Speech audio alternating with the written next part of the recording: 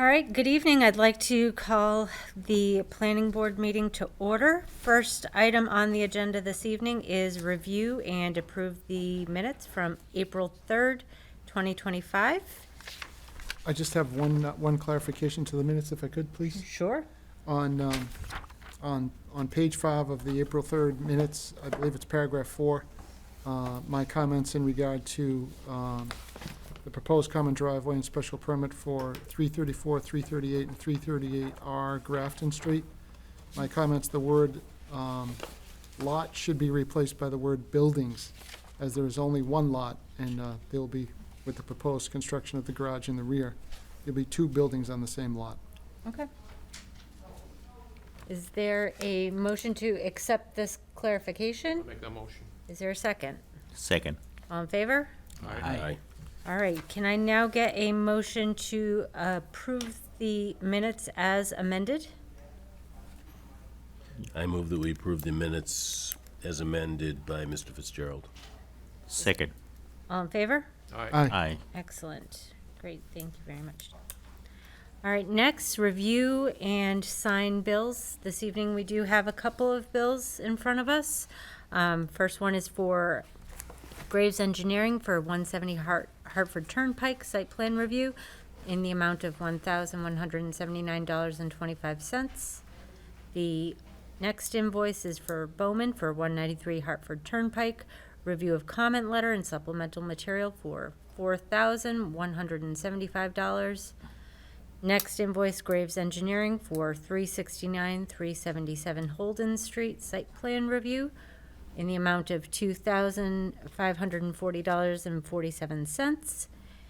The next invoice, Graves Engineering for 337 Grafton Street site plan review in the amount of $1,598.93. And the final invoice from Graves Engineering for 3369 Green Street site plan review in the amount of $3,618.62. Any questions or comments on these bills? I move that we authorize the expenditures as read by the chair. Second. All in favor? Aye. Excellent, thank you. We can just go down the line and sign those. Next up, board member comments. I'd like to open it up. Does anyone from the board have comments that they would like to share this evening? Do you know? I don't have any. Erna? No comments. Steve? No comments this month. No comments. Excellent. Thank you very much. Staff report? Sure. So the only thing we wanted to kind of bring to light was that we had the kickoff meeting for the townwide economic plan this week with the consultants that were chosen, which is RKG. So I think, we both have a little homework and, data collection to do in the initial stages of this plan, but we'll be scheduling a tour with them. They want to come visit the town, see the sites. So we'll be doing that soon, and we'll be, keeping the board appraised of any outreach opportunities and, things of that nature. So. Excellent. And do you know just when they're expecting to kind of finish up their work? December. Mm-hmm. Okay, great. Yep. Wonderful. Anything else? That's it. Okay, wonderful. All right, we will move into the meetings and hearings portion of the evening. First is the proposed nitrogen tanks de minimis change request, NBP 3, Shrewsbury LLC. This is a new public meeting. I don't know, does it have a hearing? No, there's no legal notice. Okay, so this is just a new public meeting for 384 South Street. I have a conflict. You do? Yeah. Okay. So we have, Butters. so we have 2 conflicts. Will we be able to vote on Yes. this evening? Yeah, Right, just a de minimis. Okay. fine. Hi, how are you? Good, how are you? So I have a conflict. Yep. Dean Temple, I'm the architect working on the project at 384 for Repligen. It's just a simple 2 nitrogen tanks in front of their building to help support their manufacturing process, surrounded by a locked gate and surrounded by bollards, as requested by the fire department. sure My it's. understanding, these were, they have been installed at this Yeah, point? yeah, they're Okay. installed and locked out until given approval to use them. Sure, sure. Yeah. Okay. All right. Any questions or comments from the board? Just a quick question. Was the fire department able to go check it out, or? I think they've actually been there already Okay. and did a site inspection. Yes, Yeah. and it's noted in the permitting system that the applicant worked with the fire department hazmat inspector to develop a plan, and the plan was approved by the fire department. Yeah. Okay. Oh, great. Thank you. Any other questions or comments? Dino, do you have anything? All right. So I think we need to just take a vote on this de minimis change. Is there a motion on the table for this? Yeah, I propose to move the nitrogen tank de minimis change request. Is there a second? Second. All in favor? Aye. Excellent. All right. Thanks. Nice Thank and you. easy. Thank you very much. Thank you.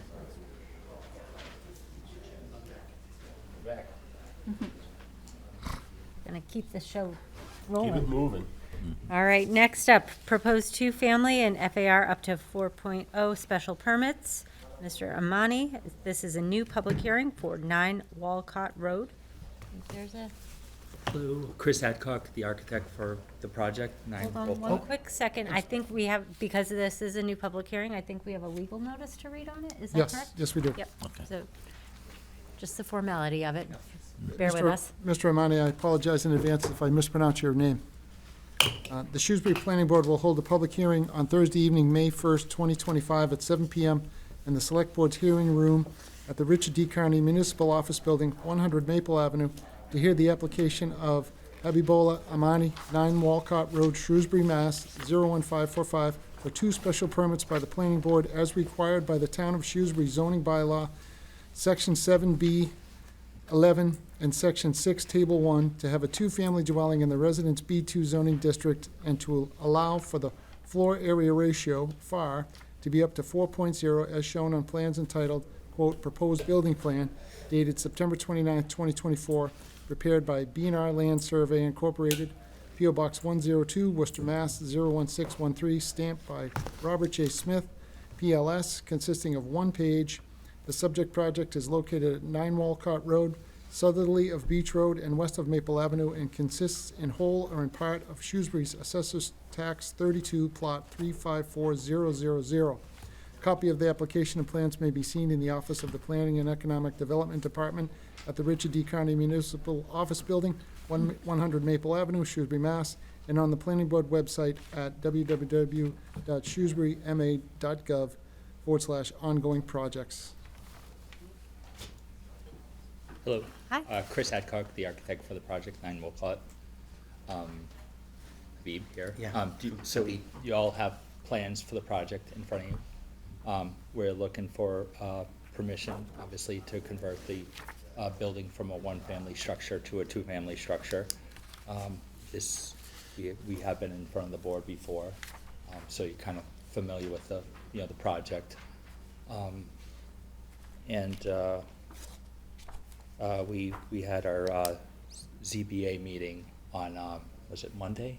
Yeah. And we got approval for the FAR.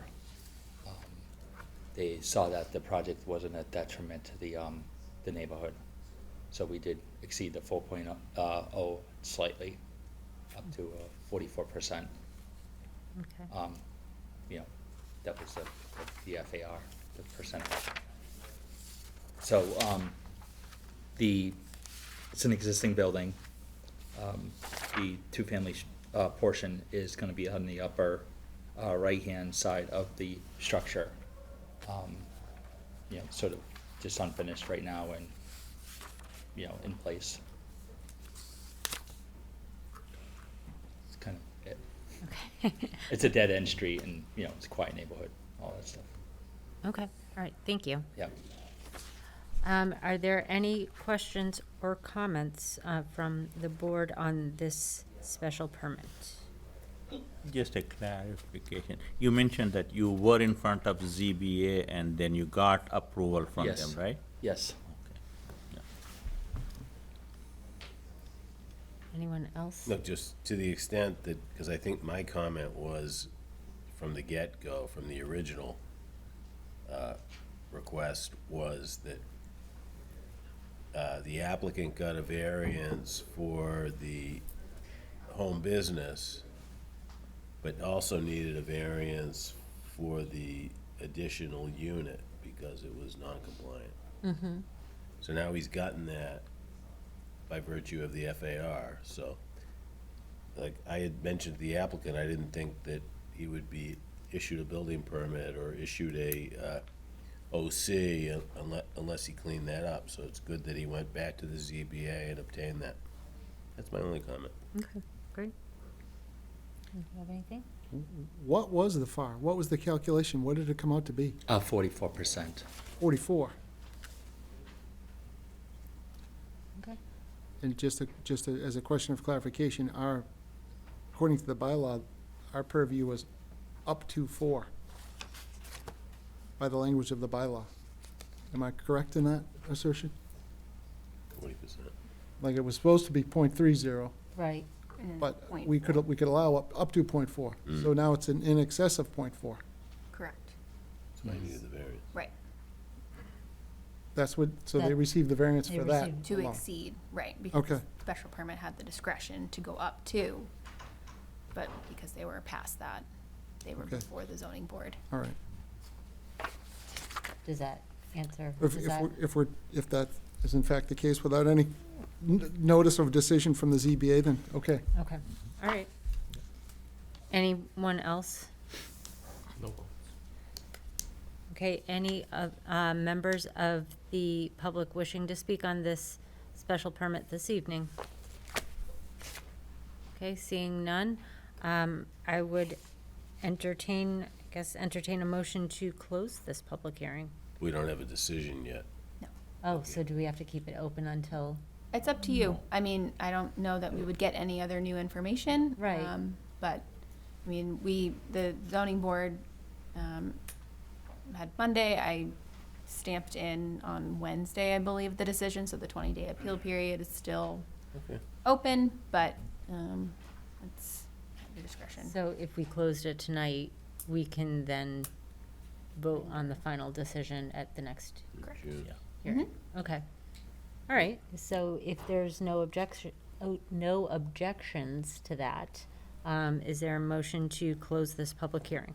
I move that we close the public hearing on the, both the site plan approval and the special permit for the proposed two-family conversion and FAR at 9 Walcott Road. Second. Okay, all in favor? Aye. Excellent. All right, Thank you. Thank Thank you you. very much. yes, no? Thank you. Appreciate. Next up this evening is the proposed addition site plan modification for Alhambra Academy. This is a new public hearing for 435 South Street. Yes. Hold on one sec, just need Can to, you just hold this thing because I'm waiting for someone to come in for presentation. oh, sure, Sure. sure, we'll, absolutely, yep, we'll hold on We'll it. take your next call, Ally. All right, so we'll just hold on that for right now. Next on the agenda is Aid Drive preliminary site division. I see on here that, is there a request to continue this? Yes. Okay, so, Was that, Richard never emailed? Richard Ricker came in today. He said he emailed Chris McGoldrick directly the request to continue. okay, He was supposed to forward it to Emily and I. That did not happen, so I don't have it in like physical form, but I take him at his word. yeah, no, that- Okay. I think that's fine, I Yeah. think that's fine. So, is there a motion to continue this public hearing for 239, 247 Boylston Street? I move that we grant the applicant the continuance for the preliminary subdivision of 239 and 247 Boylston Street. Second. All in favor? Aye. Aye. Okay, Ali, you still waiting? Yeah, he's on Maple Street. Yeah. Okay, because you're gonna get behind the proposed gas station, you probably don't want to get behind. I can start without the plan. Why don't we start, you we start? have to start by reading the legal notice and whatnot, Yeah. so let's. Yeah. All right, Okay. so, The Shrewsbury Planning Board will hold a public hearing on Thursday evening, May 1st, 2025, at 7 PM in the Select Board's hearing room at the Richard D. Carney Municipal Office Building, 100 Maple Avenue, to hear the application of Alhambra Academy Incorporated, 435 South Street, Shrewsbury, Mass. 01545, as required by the Town of Shrewsbury zoning bylaw, Section 7F3, for site plan approval, modification by the Planning Board to allow for the construction of an addition on an existing building. The proposed addition is shown on plans entitled Plot Plan on one sheet dated March 20th, 2025, prepared by HS&T Group Incorporated, 75 Hammond Street, second floor, Worcester, Mass. 01610, stamped by Daniel J. Tivnan, PLS. The subject project is west of South Street and southerly of Route 20 and consists in whole or in part of Shrewsbury's Assessor's Tax Plate 43, Plot 001000. Copy of the application and plans may be seen in the office of the Planning and Economic Development Department at the Richard D. Carney Municipal Office Building, 100 Maple Avenue, Shrewsbury, Mass., and on the Planning Board website at www.shrewsburyma.gov, ongoing projects. My name is Ali from 435 South Street. This is regarding the school, Alhambra Academy. We are trying to extend a small extension of 36 feet by 70 feet to have some extra room for the classrooms. And for that, I think I had to go through the site plan review. Most of the departments have signed off, except the building department, which I received it, and I have sent the plan already for them to say Patty has to sign off. So, other than that, I think all the departments have signed off. is it correct, there are 6 new classrooms, is creating 6 new Yes. classrooms? Okay. And do you know if any, like, with this addition, is there any change, or is your parking still able to accommodate this new addition? Yes, Chair, it's going to do it because it has 115 parking lot, cars parking lot. It used to be Knights of Columbus before. Okay. So it has ample for parking. Parking shouldn't be a problem. The situation, what happened was they did not mark the handicap marks, signs for the parking on the plan. And there was another thing, the engineer forgot to put the table, zoning table on the plan. So those were the comments from the building inspector. Oh, you have the plan. Yep, yep, Thank you. okay. Ali, is this gonna change the stormwater calcs? No. Stormwater, I got the clearance already from the engineer up here. Okay, because this is all Dover amendment stuff. It's all So, small. yes, so it doesn't change any of that. Okay. And Patty's gonna sign off on that? Yeah, without other things signed off, I cannot get a permit anyhow. That's a padding. Paddy has to give me a building permit anyhow. Those comments, what she has it, is been submitted, and anything has to be handled with her, I can handle it, because she's the building inspector issuing the permit. Okay, and how high are the buildings gonna be? It's the same height of the building, what we have is it like 10 feet, it's like 22 feet high. Okay, It's an existing building, same size. so it's we are not doing. gonna stick out too much, and, Too bad, he told you it was on Maple Ave, and I have the plan. oh, he's got some elevation? Yeah, I have the elevation, renderings, and everything on the computer. Okay. You have a laptop? Yeah. Yeah, just come in. Well, if you could just You have the identify presentation, yourself, just state your name and your address. Yes, I can. I'm Dr. Noor Ali, 33 Harriet Ave, Shrewsbury. No relation. No relation. Absolutely none. Most people would deny being related to him. I'm so glad you said that. I think you can connect to the computer, I think. Yeah, there's a USB Oh, he's here. cable here. Oh, there he is. Okay. We know why he was I late. brought coffee. How do I connect? If you want to, I don't know if you want to come over here and provide your email to me, and I can add you to the Google Meet. Whatever you want to do is fine. Yeah, if that, yeah. Yeah. And OOR. Oh, I can just add it. Mm-hmm. Actually, we want to start this project as soon as possible because the school vacation is coming and for the next school year, they want to have it ready. Are they modulars? No, that's not a regular street build. Okay. Just a heating unit and some classrooms, Okay. with the existing building, so. It's attached to the building. But you're building new structures? Yeah, okay. But all the utilities are there. It's not much to And be. there's no plumbing or anything? It's Nothing. just, it's classrooms and Classrooms, closets, yeah. right?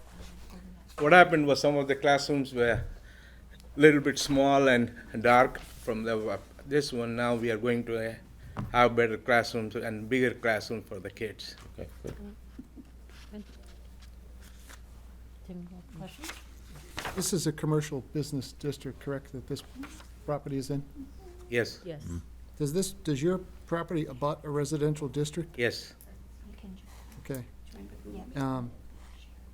If that's the case, I believe in Table 2, his side setback would be 100 feet, Yeah, but this is Dover.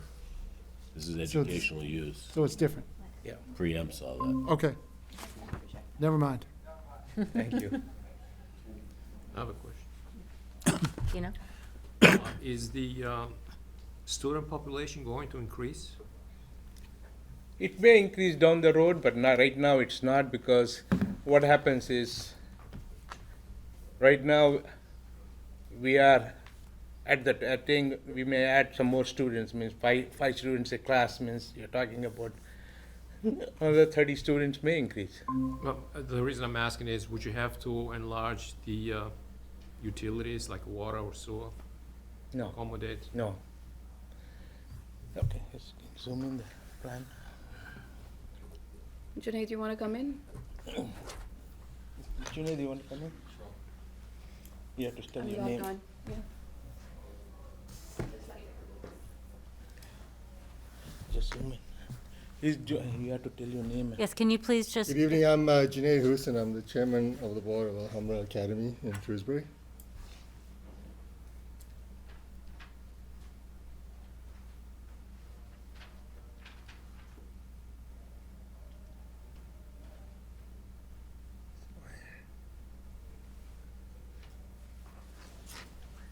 Hi, Joe. Let me just go right here. Thank you.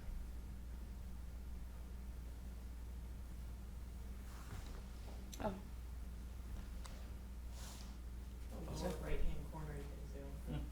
Got it. It's showing a different view. That's fine. I don't think it's. I can work. You, I can work with this. This is the existing building, mhm. and this is the addition we are putting in. It's like 38 by 70, 90, 80 feet, I think. Is there any way to cut to the elevations? Yeah, can you click on the next slide, please? There we go. That's Oh, Next one. there we go. This is the elevation, what we have is, this is the new extension going to be on this side. This is the side view, this is the front view. It will be, it's basically, it's a basement and the first floor. Okay. We don't have, the basement also will be used as existing platform. And this is on slab, right? On slab, yeah. So when you say basement, it's street level. No basement. Right. Slab on grade.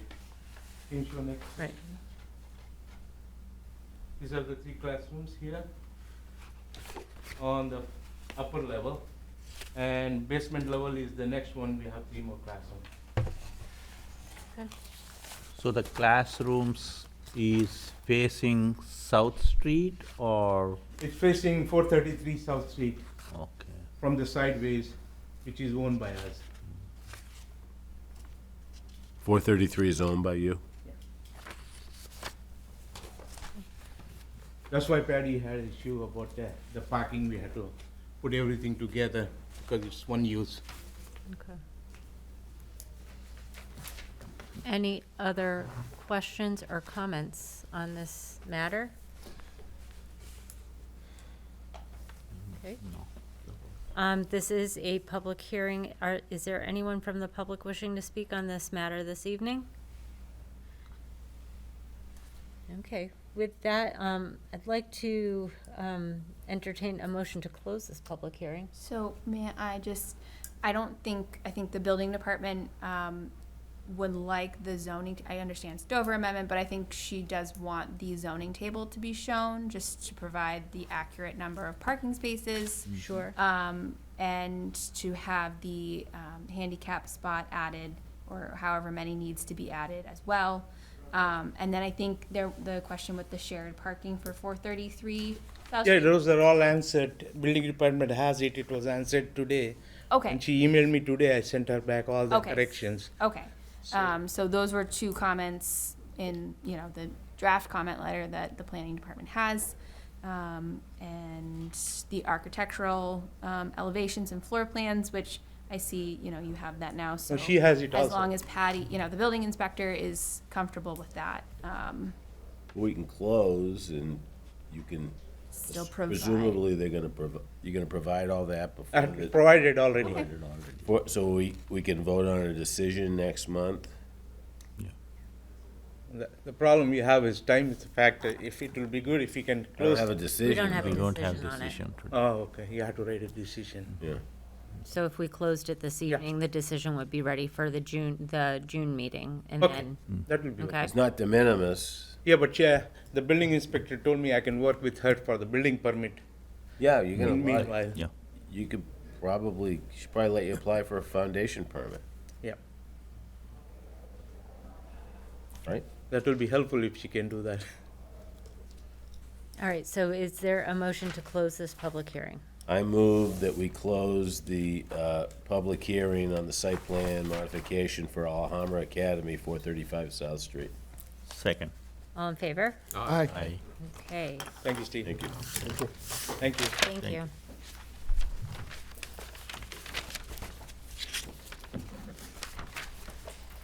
Okay, next, this evening is Lake 20 LLC. This is a continued public hearing for 193 Hartford Turnpike. That's all. See a lot of people out in the hallway. Hey, Tim, can you ask them if they're ready? Feel free to, Hmm? do you wanna take someone else first? If they're not coming in. I just told them. Okay. But, yeah, Chris is. Huh?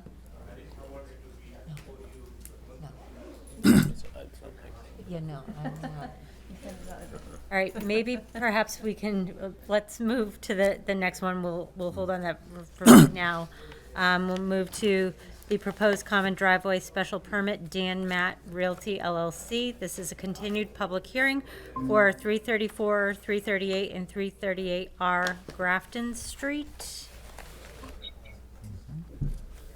Request for continuance? Is Yeah, there, oh, yeah. there's a request for continuance on that Yep. Yeah. item? Yes. Can I get a motion to, Chris, they requested for a continuance on Dan Matt, Grafton Street. Yeah. You have it? Richard was at the window today. It came in today? Has Gaudette, Yeah. Yes. you've seen it? I have not seen it. He was supposed to send it to me as Okay. well. That was the But- intention, so we can. okay. Right. So is there a motion? I move that we grant the request for continuance as requested by the applicant. What's the address? For 334, 338, and 338R Grafton Street. 334, 338, and 338R Grafton Street on the site plan modification and special permit for the common driveway. Okay. Second. All in favor? Aye. Okay, thank you. Sorry. I think- I'm out. No, Will, they were still out there. Oh, so I okay. kinda- You guys still talking? Yeah. Oh, that was the We request. actually were I going to see. talk for a minute, so I'm just wondering, I can go to the next item if you'd like. yeah, that would be, I Sure. think that might be helpful. I'm sure. Okay. I'm sure that they would be very thankful for that as well. Keep it all moving. Sorry, I took off early. No, that's okay. All right, next You didn't on, miss anything. next on the agenda, the proposed commercial building site plan approval and special permit for 115 Northeast Cutoff Realty Trust. This is for 369, 377 Holden Street. 369. I'm sorry, what did I say? 359. Sorry, 369, 377 Holden Street. We'll give them a permit. My apologies. Hi, everybody. My name is Seth Liston. I'm from Thompson Liston Associates. Here to present the revisions that we've made regarding the Graves Engineering, the Engineering Department, and other departments' comments. Several of the revisions were made on the site layout regarding snow storage, which we've added 3 areas of that. Got one on this side here. We've got one at the end of the parking area here, and one in the back on that side. We've added labels for the different types of curbing. That basically was dependent on the types of traffic that was going to be around the site in different areas. We've added labels for the sign locations that were requested, and fire hydrant locations. We have 2 of those that were requested by the fire department. We've also added here the zoning compliance table and also the sign compliance table. On the grading sheet, which is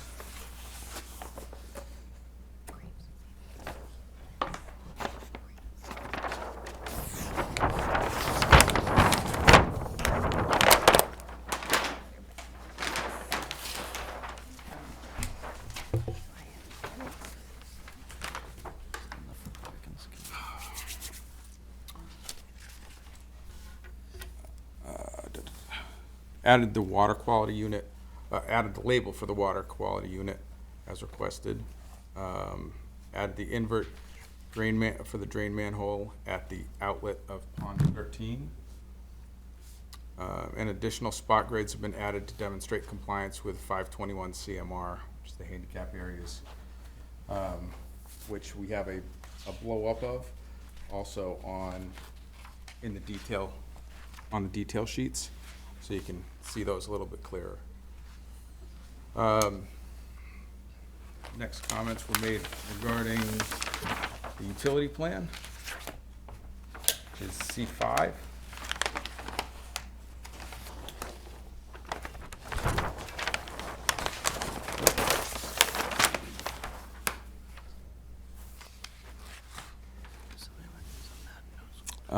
We had notes regarding the Lot 1 floor drains, right in here, and the wastewater holding tank, for which we have details in the detail sheets as well. But most of the finalizing of that is going to come in with the construction documents for further information. Let's see, a hood was added to the precast catch basin detail, and most of the other changes were with the detail sheets themselves. We added dumpster pad enclosures, wastewater holding tank details, the handicap parking grading that we show on the grading sheet, just in blow up area, show compliance. We added curb details, sign details. So that's all that's available on, it's the C6, I believe. C6 1 through 3. We've also prepared truck turning analysis, and those are some of the last pages in the plan set that you have there, as well as the architectural plans that were provided. We were waiting on lighting plans. Those have now been submitted and part of the plan set. And there was one change to the stormwater checklist. A box that wasn't checked before is now checked. That was for static method. And the last item was that we were asked to reduce the length of this parking lot, which we have, by 4 spaces, by moving some spaces. That was the end of the comments that were provided us. Can I answer any questions that I didn't answer? I don't have any specific questions related to the items that you had just Okay. gone through. I do have a question about some of the traffic. Okay. We are waiting for a traffic study, or the comments from the traffic study to come back. That's kind of the remaining item. I believe that's the only Do remaining. you know when you're anticipating to receive? I am not sure. That's on us. Yeah, Bowman's working on those, comment, so that is out to them. I don't have a specific timeline, but we can reach out to them, and certainly before the next meeting, we would have Can we get that. it done before the next meeting? Certainly, yep. We have a decision for these fine people before the next meeting? Yeah, I think so. So, I mean, in looking at the remaining comments, so Graves peer review, we received that letter back today. They had one comment which I think can be addressed through a condition or a revision by the next meeting. And similar, the departmental comments that are remaining are really minor in nature. So I think we could certainly do a draft decision and collect the rest of the record. Yeah. My- All the traffic's going to Worcester, like, not that I don't care about the citizens of Worcester, but it is going to Worcester, so.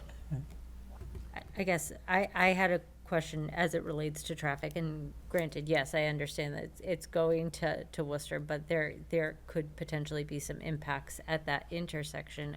Was the idea of looking at, I know that there's a bus station, school buses over there. Yep. I believe David Clark is going to be locating there. Yep. As part of the traffic study, do you know, were both of those are heavy uses, were those incorporated into the traffic plan? I believe The there were. the anticipated uses of them? I don't, Mel Chachroni, trustee.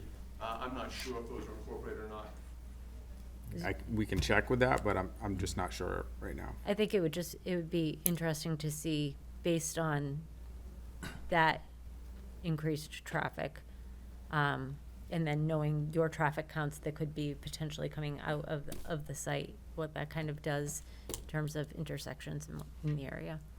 Sure. Just I think as far as our site itself, it's fairly limited traffic issues, but I will check on that and find out what was included.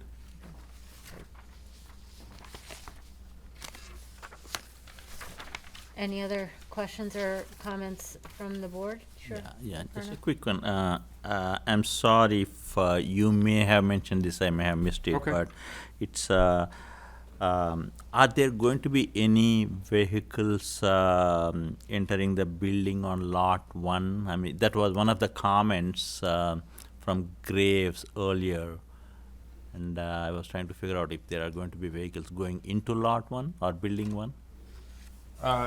There's an entrance for Lot 1 Yeah. off of Holden Street here.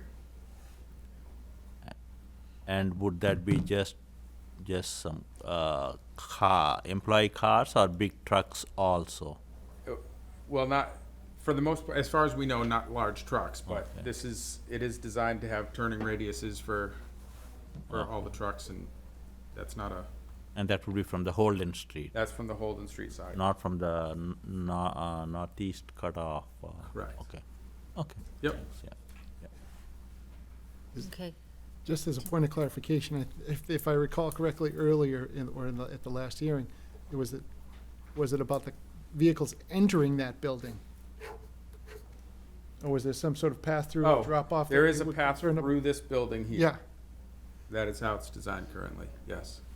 pass-through, so coming in, picking up their equipment and leaving. Okay. So But any concerns about any hazardous waste from a vehicle is taken care of? we everything do in have the place? floor drains here, Yeah. and the wastewater tank Got it. is shown. Okay. All right. Okay, other board questions, comments? There any, this is a public hearing, so are there any members of the public wishing to speak on this? Yes, sir. Yeah, sure. Mr. Walsh. Good evening, Mr. Rotalakis, members of the board. My name is Jeff Walsh. I'm with Graves Engineering. I'm your engineer. I wanted to answer your question. I think it was misunderstood at first, but it did get answered. This building is proposed for vehicles to go in and out. I don't have a concern about vehicles going in and out. My understanding is that when vehicles are supposed to enter a building, more often than not, there needs to be a floor drain system. Don't have a problem with that. Because these sites are served by septic systems instead of public sewer, I wanted to make sure that there was a provision for dealing with the floor drain effluent. It can't go into the septic system. So that was my comment with respect to the building, vehicles entering the building, that the wastewater would be dealt with. It's considered industrial wastewater, not sanitary waste, certainly not sanitary wastewater. So it has to be dealt with. In this case, it's typically a holding tank, and there is the provision, 314 CMR 18, that they've got to meet. Basically a tight tank with an alarm and things like that. So the purpose of my comment was not about vehicles are entering the building, it was dealing with the floor drain waste. Thank you. Question for you. Sure. Jeff, what do they do with the wastewater that they collect in that instance? That would go out with a typical wastewater pumper.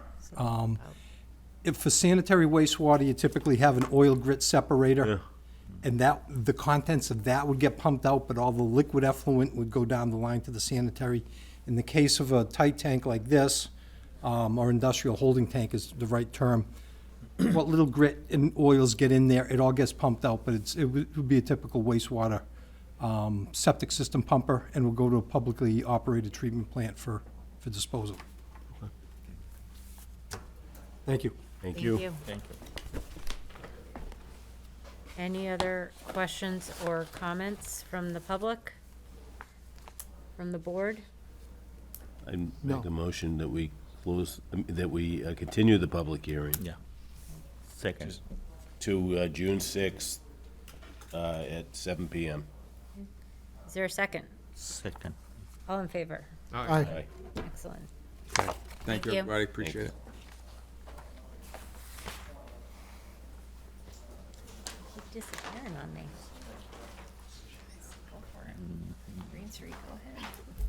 Those guys are still talking, you want to do Pulte? Yeah, sure. Yeah. All right, next on the agenda is the proposed multifamily development site plan approval and special permit for Pulte Homes of New England LLC. This is a continued public hearing for 3369 Green Street. Good evening. Good evening.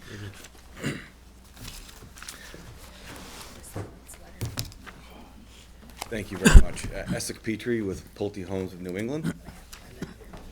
Matt Leidner with Civil Design Group. Thank you again for seeing us tonight.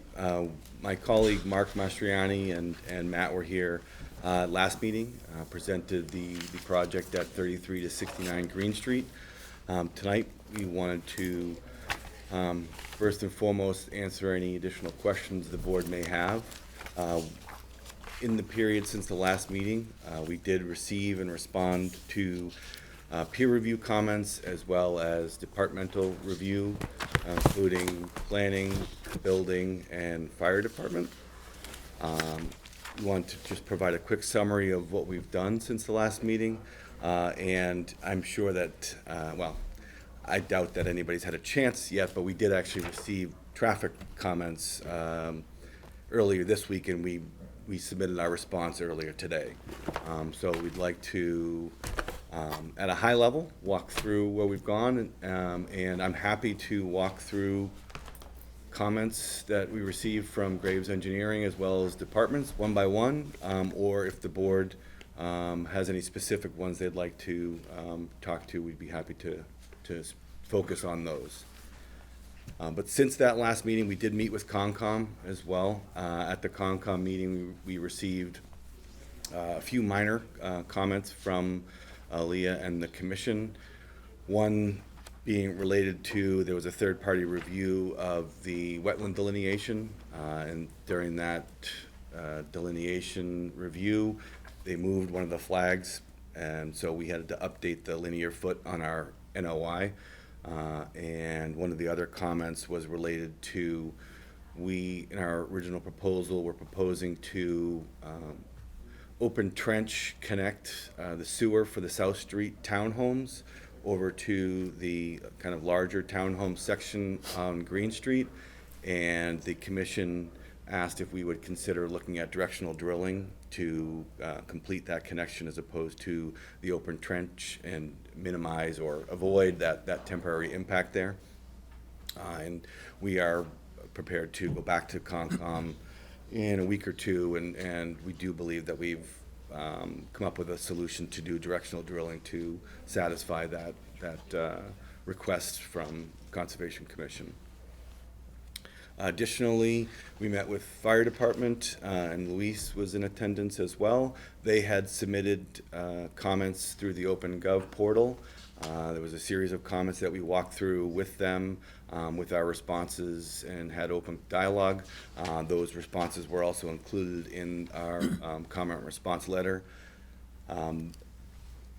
To be honest, the majority of the comments that we have received to this point did not require much from a plan adjustment, but we did include a number of snapshots of the locations where there were some changes to the site plan, just really in an effort to minimize version control and version confusion. So one of those being from the fire department with the South Street townhomes. There was some concern of their truck accessing through that drive there and being able to turn around. And so what we ended up doing is we punched another access at the other end of where their current access was on South Street that would allow their trucks to pull in and out. And it provides, there's 9 townhomes there, and so it just provides another means of egress for the homeowners on South Street. So again, I'm not sure if the board would prefer to walk through the comment letter one by one, or if there are any specific comments that would like to go. I'm happy to do it either way. If you'd like to, I think, go through the comment letter, I think that would be helpful. Great, okay. So we'll start with. What do you think about traffic? Maybe it's Focus on the a traffic? dedicated meeting on traffic at the next hearing. Sure, and that's, we're happy to talk through that, and if there's any specific questions. Based on what we did receive from Bowman and our response, again, there were no comments within that required any changes to site plan. It was, the large majority, if not all, of the comments were based on data collection, analysis, and the way that it was incorporated in the traffic impact report. So we're happy to talk through that at any point. Okay. There items from the board that we wanna, Walk through the comment letter. Okay, great. So we'll start with the comments from Graves Engineering. I know Jeff is here with us. Thanks, Jeff, for joining us tonight. So there were 9 total comments. The relative to special permit and site plan review, there was no response, or there was no issues relative to compliance. From a zoning perspective, there was a comment related to turning radius. This was a comment that was also brought up with the fire department. We have since adjusted the turning radius as noted, and then again, the snapshot of that site plan adjustment was included in the response letter. From a stormwater perspective, there were no comments related to the hydrology or related to the Mass DEP Stormwater Handbook. From a general engineering perspective, there was a comment about the grading on one of the common driveways and the location of the catch basins. Those catch basins have since been moved to accommodate that request. And again, there is a snapshot of the plan change included. There was a comment about the cover sheet, and we will add that note as far as the landscape plan on the cover sheet. Comment 7 was related to the electric vehicle parking spaces. So 2 things that we did make adjustments to related to the EV parking. We included the labels on the site plan locating where those spots are. We also did increase the total number from 12 to 14. There was a comment that we received from the building department related to that, and from our perspective, it made sense just to add another post with 2 outlets on it, and went to the 14 EV spaces.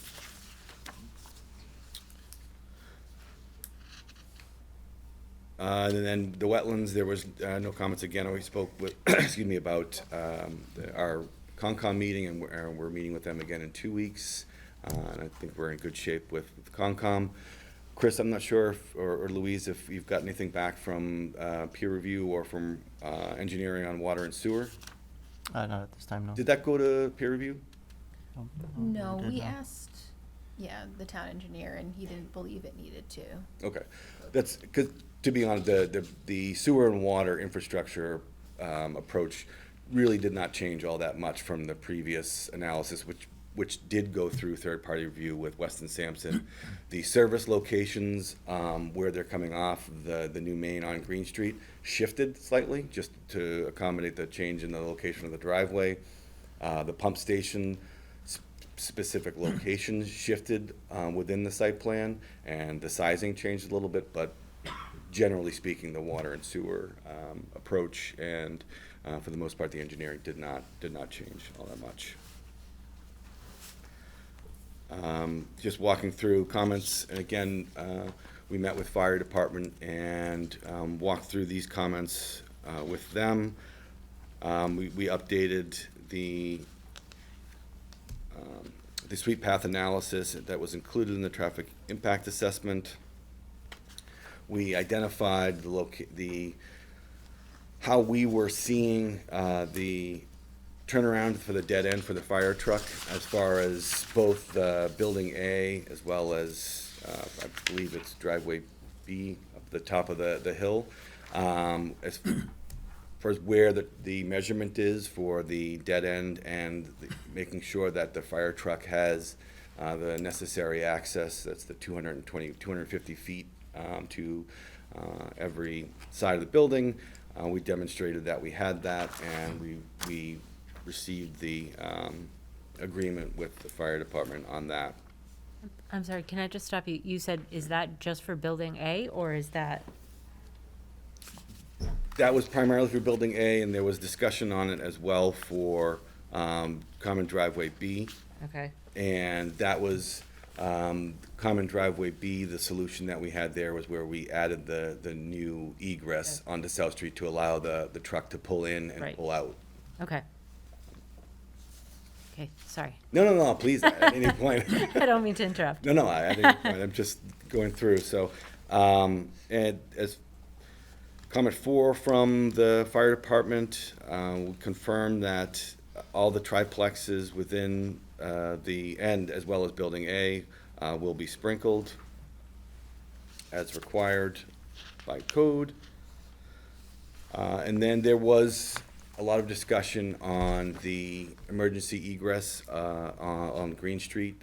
We'll call it the kind of the second entrance for the primary townhome section. Planning requested we look at it, as well as fire requested we look at making it a Question, permanent the access. resolution on the duplex units, did fire agree with you that the duplexes did not need to be sprinkled? It is not required by code. The fire chief did request that, we did, but it is not required by code. Okay, so that's, in their mind, an open issue, okay, Yep, understood. okay. And so we had our transportation engineer Bob Michaud from MDM Consultants, go out and look at that access from a sightline perspective. For us as the builder and you know, for our future homeowners, it would make sense for us to have that access available. But what was found out there is that it does not comply with sightlines, and so we were not comfortable making that fully available for an egress in and out for the homeowners. I'm sorry, and where? This is along Green Street, if you're heading south away from Route 20, up the hill. Yep. That last egress point there is currently an emergency egress only. Near the sewer pump station? The next am I one looking- going up the hill, kind of coming away from Route 20. Okay, The farthest access with Green Street from Route 20. okay. And again, as I mentioned, it's just, if you're familiar with that area, it's on a kind of a steep slope, and there's a large banking there, and it would require, the way that it sits now, it would not accommodate or would not meet the standards for sightline distances.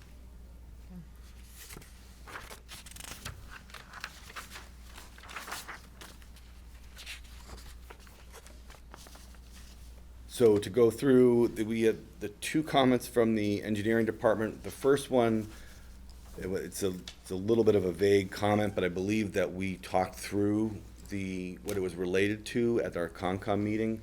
Aaliyah brought it up relative to kind of if there was an opportunity to break up the stormwater basins on the site. Particularly, we narrowed it down to there is one larger basin, and Matt explained to Aaliyah why that, you know, I don't know, Matt, if you want to go into detail, or if the board is interested in their, from an engineering perspective, the stormwater works, and it's designed for that. There are site challenges relative to the topography on the site primarily, and that's just really where the water wants to go. And then engineering had a note relative to a slope review done by a third-party geotech engineer. I don't know if there's any information on that, or if we need to do anything different on that, but. No, I think what we typically would do do that at the discretion of the board if they feel that a third-party geotech for the slope is required, and then we can coordinate that to have that done. We've done it on some other sites, but it's really discretion of the board. We don't do it on every site, so. And if I may add that Pulte does have a geotechnical engineer involved in this project that has looked at this project, made recommendations, we've adhered to them, and the idea is that they would adhere to any recommendations and all recommendations from their geotechnical engineer. So I just want to let you know there is a geotechnical engineer that is part of the project team. Sorry, yeah, so just in terms of peer review. I understand. That it's very specific to that comment, so. Yeah. But the location of these slopes is part of the HOA, so they're gonna own it. And Correct. it's not something that the town is gonna accept. Correct. Yeah. Yep. I know in the past on some of the projects where some of the slopes have failed, that the one that we approved, and that's when I think the board really pushed for some third-party analysis to make sure if there are, I don't know exactly how steep these slopes are, and if there are any retaining walls, and that's where this whole third-party review came for slopes. And again, did your hydrogeo engineer submit that his analysis of those slopes, or I mean specifically? No, there was no reason for him to submit anything. He generated internally a report with his recommendations, and he looks at the loading from the foundations and what the zone of influence. The foundations push down on the ground below them. There's a zone of influence, and then we make sure that the slopes we design on the project site adhere to that, and then some. to make sure that we're not compromising those zones of influence. So the slopes on this project, all the vegetated slopes are 2-to-1, so 2 horizontal to 1 vertical, which is very typical of this type of project. We do have a few areas with riprap that we went 1.5 horizontal to 1 vertical. Oftentimes people go 1-to-1, so we're not as steep as that, but there's only a few areas with the riprap. Almost all the slopes are vegetated 2-to-1.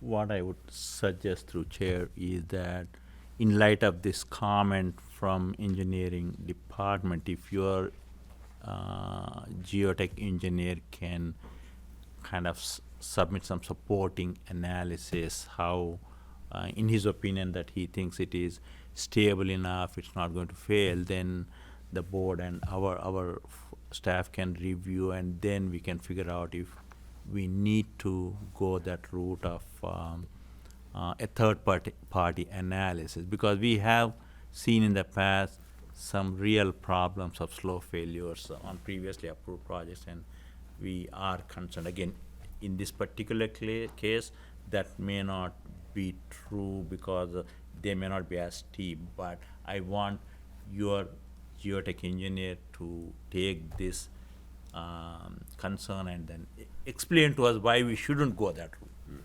Is that? Yeah. All right, that's fine, we can certainly provide that, but I also, we're not necessarily opposed to having a third-party review done, so it's not as if we're, Sure. that it's. Sure. Yeah, I think we need to, it's just a case of us internally, kind of digesting the information that you guys provide and then kind of making that determination. Okay, sure, we'll make sure that we get you that information. And how did this differ from the 40B, the slopes? The construction, the details, the grade of the slopes is identical. There's no difference. I mean, they moved around because it's a different project, but there's no difference. Okay.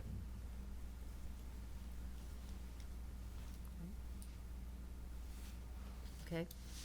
All right, so we're good on that one, okay.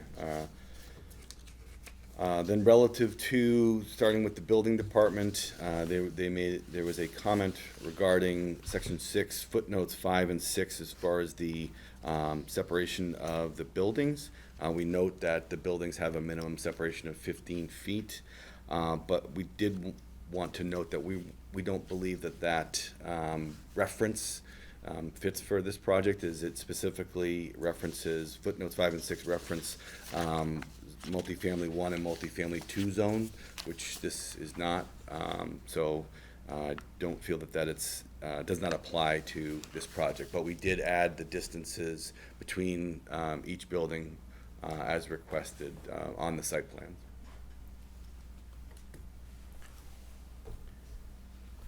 Yeah, so just to kind of provide a little bit of clarity between that and the fire department comment. So typically what we've done with separation of structures and those MF1, MF2 designations, but on similar projects is we try to either have the building separation for those multifamily units, which would be similar in this case. I agree it's not a direct one-to-one comparison, but either having that separation or have the units be sprinklered. So it's not a clear one-to-one similarity, but I think that's the interplay of those comments between building and fire, trying to have one or the other, whether it's the 50-foot separate, I think it's 50-foot separation, or sprinklered. So. Okay.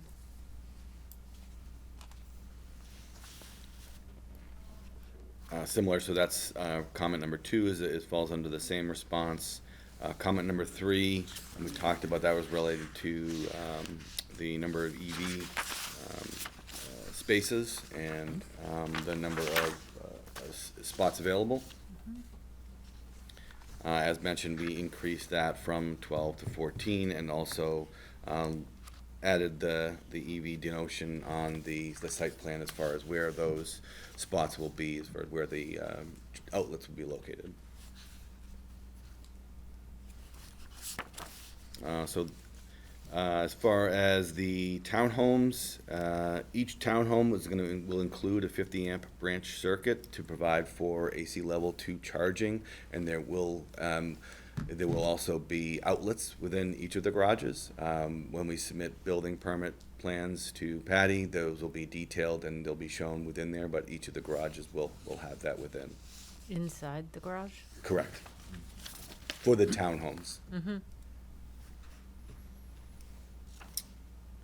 We updated the parking table relative to the accessible parking. And then also per comment from the building department, we did add dimensions for the decks. The decks are pretty typical. There's one section where there are 2 decks that are different size, and those are denoted specifically on the plans. We did also add a plan showing the construction phasing as requested from building. That was included in the response package.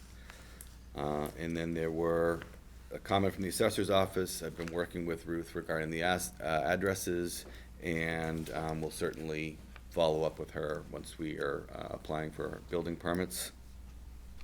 And then the last comment was related to the emergency egress gate that we talked about. And there just isn't the sightline availability to remove that. So I think those were the comments as we received and responded to. I don't know if the board has any other specific questions that would like to review. I'll be honest, I haven't had the chance to take a look at those items, but could you speak to the phasing of this a bit?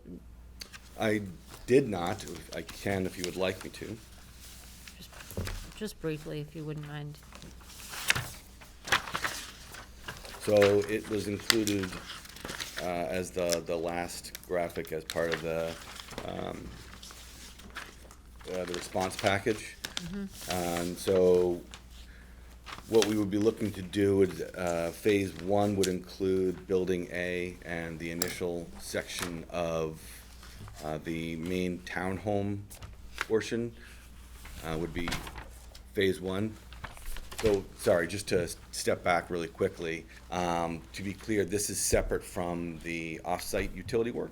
So there's work that's necessary to be done on Green Street for the water and sewer. That's viewed separately from this phasing plan. That would need to be done prior to this starting. Okay. And once we get the initial parts of phase 1 done, where building A is up and going, and the initial townhomes of the major townhome group are underway, we'll start to push through the rest of the bigger townhome section, as well as the 3 townhomes that are have their own access off of Green Street. And once we get back around to Green Street and we can complete that loop, we'll start phase 3, which includes the upper section of the main townhome portion, as well as the 9 townhomes on South Street. Okay. Thank you. Yep. Does the board, are there any members of the board that have any other questions or comments at this time? Just a quick question. Sure. Your sewer flows, like relative to 40B versus the current development, I would assume that the current development would have lower sewer flows. Is that fair characterization? Both water use and sewer flows, but I'm more concerned about the sewer flows because that goes to our neighbor Westboro. And Yes, it definitely is a lower number on the wastewater from the 40B project.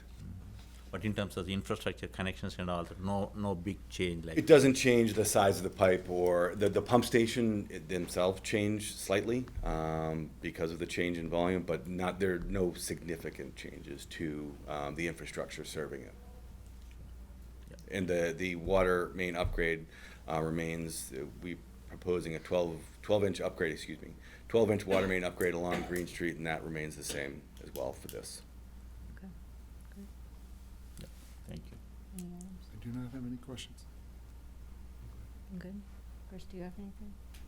No, I think we covered the majority of it. But I am happy to, I think we're at a stage I can start to draft the decision at least, as we kind of finalize the remaining pieces. And from the discussion, we'll set up, a focus on traffic, and I think we can include the geotech report in those materials and cover those two items. I don't think traffic has to be long, but it kind of appears that the universe of outstanding issues are whether the duplexes get sprinkled and the geotech issues from an engineering standpoint, and the traffic.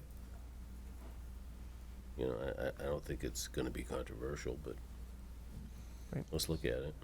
Yep, and as mentioned, we did submit our response to Bowman's comments earlier today, so, not that we talk about them now, but I'm just saying so that we have responded to them, we've Sure. reviewed them. Yeah. Sure, sure. And nothing within their comments felt, overly controversial, so.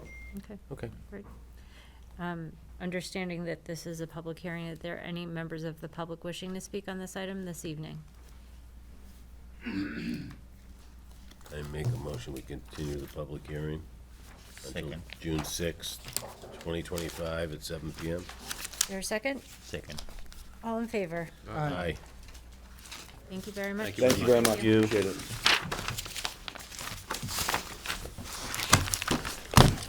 All right.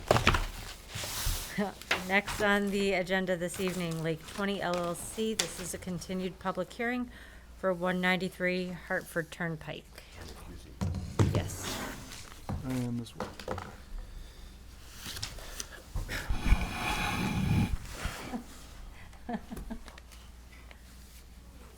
Good evening. Can you please state your name? Yeah, good evening. For the record, Donald O'Neill, I'm a lawyer with an office in Worcester. Here this evening on behalf of Yatco Energy, the applicant in connection with this project, also joined by Robert Michaud from MDM Transportation Consultants. And to go back to where we were, I guess at the last meeting, at that point, we were expecting the MEPA certification to come out. And I looked, it's actually dated the 4th, and I think the meeting was on the 3rd, so we're a day late there. But there was a desire on the part of the board, I think, to wait and see if that was issued. And it has come out, and it has been provided to the town, so we have secured that approval. The other issue, I think, was we had responded to the final peer review letter that had come out, and there were a couple of suggestions for some additional things that maybe should be looked at, which we did and responded, but I'm not sure that you had received the follow-up report back from the peer review that they were satisfied with the information that we had provided, and it's my understanding, I think, that's been taken care of at this point. So in the intervening period, we have had some discussions with the town planner's office just in terms of looking at a draft decision, assuming the board approves the project. And as part of that, a couple of things came up, I think, that we can address this evening. One of which was some concern about the delivery for supplies that we were showing. We did come up with sort of an alternate or additional backup location, and we've installed a sidewalk and done some other things, so we've got a revised plan that we can show you this evening that we feel that would provide some additional comfort for the board in terms of what you were looking to see. There was also some, as part of our discussions with the town, there was still remained to be some concern about the design of the entrance on Route 20. And specifically, I think with respect to still some nagging concern about the ability of vehicles to make a left-hand turn onto Route 20. Originally, we had proposed that. There was some discussion about that, and then that was withdrawn, and it is only right turn only, which it remains. But there was still, I believe, a concern primarily on not so much on our part, but in terms of some of the abutters, specifically the Demoulas supermarket location across the street. And we have looked at that and considered a couple of options, one of which was to maybe to physically alter the entrance design that would make it more challenging or difficult for someone to basically take an illegal left-hand turn. That didn't really work out in terms of still maintaining access for the fire department and for other vehicles to enter the property. But we have looked at some other options, and we can show those to you this evening, which primarily deal with a barrier which is actually out in Route 20, sort of on the center line, that would be an obstacle to anyone who was thinking of trying to make a left-hand turn, even though clearly there's no left-hand turns are allowed. And we've got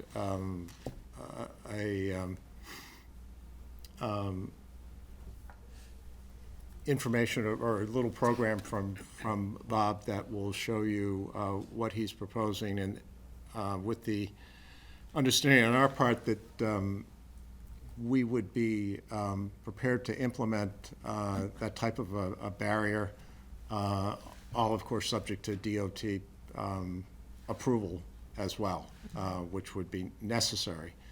But we are happy to do that if that is something which the board would like to see as an option for that provision. So I think I can just turn it over to Bob, and maybe he can walk you through it.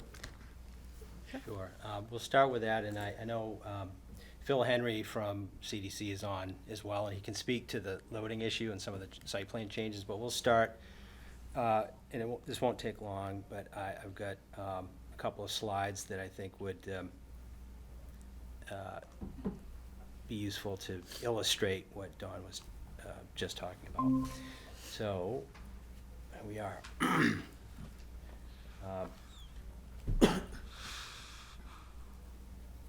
As Attorney O'Neill just mentioned, we've completed MEPA. We've got a pretty clean certificate at this point, and we're now petitioning DOT to issue its Section 61 findings so that we can actually make a filing as part of the access permit process. So we're endeavoring to get to that process as soon as we can. We've completed the peer review. There were really only 2 points that were raised in the peer review, and they had to do with should you add a right turn lane onto the driveway at Lake Street? Is that something that would benefit somebody that might be otherwise delayed if they want to make a right turn?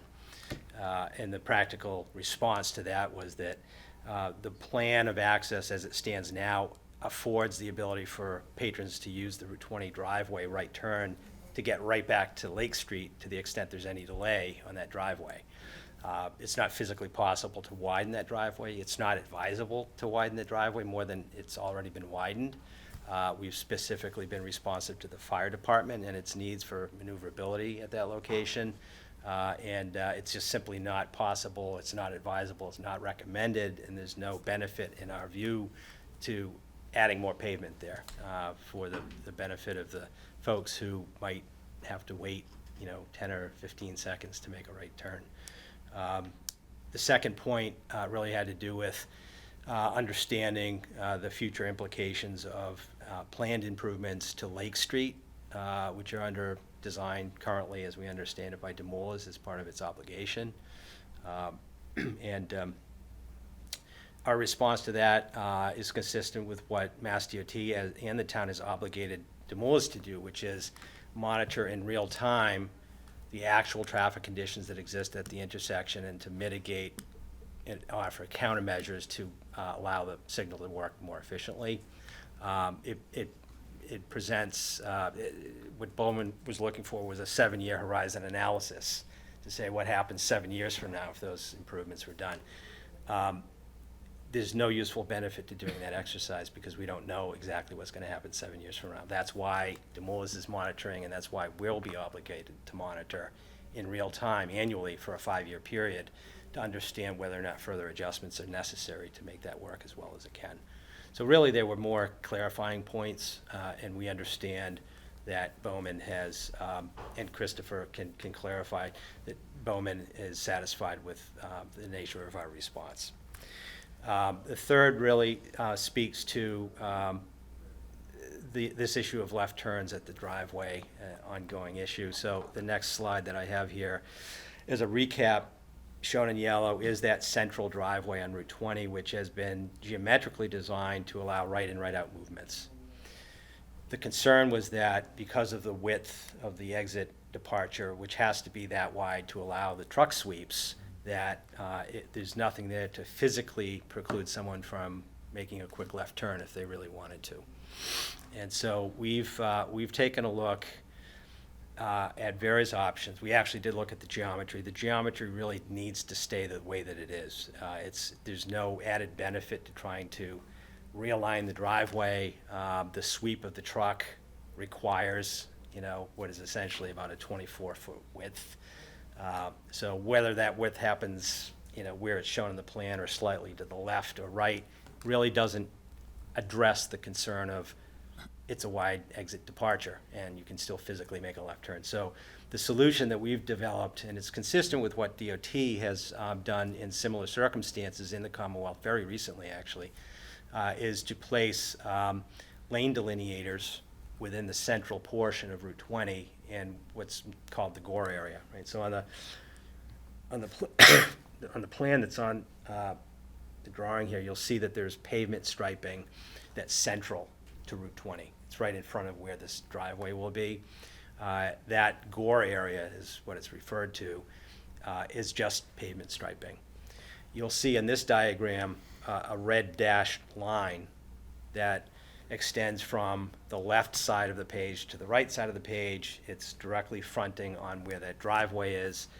And that is a location of where we would propose to place lane delineators, right? And to give you a sense as to what those are, there's some standard details below, but there are two design types. There's what is known as quick curb, which is literally a plastic, composite material that looks like a curb. It's bolted to the pavement, and it has reflectors that are about 3 feet tall that are placed on top of that curb.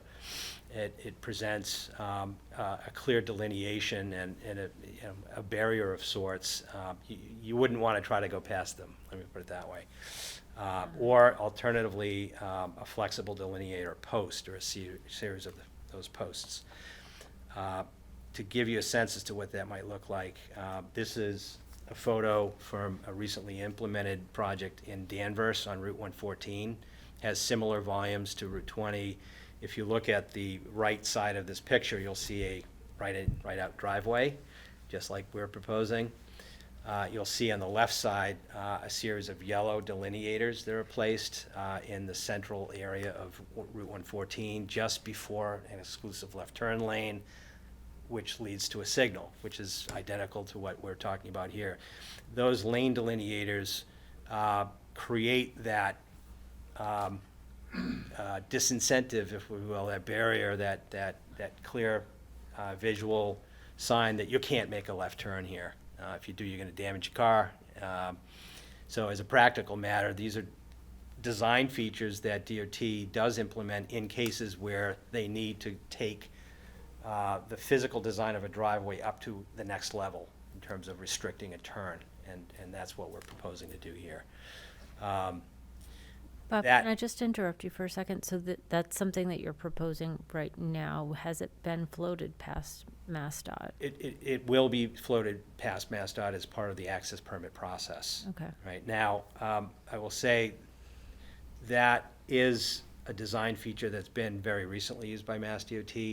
It would be our intent to design that or whatever Mass DOT deemed to be appropriate along that section of Route 20. So we have as much interest as anyone in making sure that the driveway functions the way that it's intended to function, and that's one means of doing that. There are alternative, and I mentioned this quick curb. This is an example of quick curb that we implemented in Woburn. Now, this is within a plaza area, but this is the actual product, right? So it's similar to the lane delineators that I just showed you in that prior picture, but these are mounted, they're a little more substantial. They're mounted on what looks to be a curb. And you'll see that in this particular example, they're placed on a scored concrete element, right? So that's, when we say scored concrete, that's what we mean. If I point back to the driveway again, I will point out that in addition to those delineators, and I'll focus on the geometry of the driveway, that what's shown in red is intended to be scored concrete. The scored concrete provides a textured element that is actually slightly higher than the paved surface. And it presents a physical feature that if you're a passenger car, you really don't want to be on there. It's uncomfortable. But if you're a truck and you need to use it, you can easily use it. And the intention here is to not just have pavement striping, but to have a physical element like that that gives most of the vehicles that use this, passenger cars, a clear signal that they've got this 12 to 14 foot wide driveway that they can use to make that right turn. But for larger vehicles, it accommodates them, including fire trucks. And you'll see the swept path, the lines in color are the wheel tracking for that larger tractor trailer. So we need that width, but we're trying to present a visual narrowing of the driveway and a textured narrowing of the driveway for most of the vehicles that would use it. So those elements would be subject to Mass DOT review and approval through that access permit process. DOT could come back and say, well, we'd rather have lane delineators on both sides of the gore area, and that's fine. So those types of details are hammered out during that process. As it relates to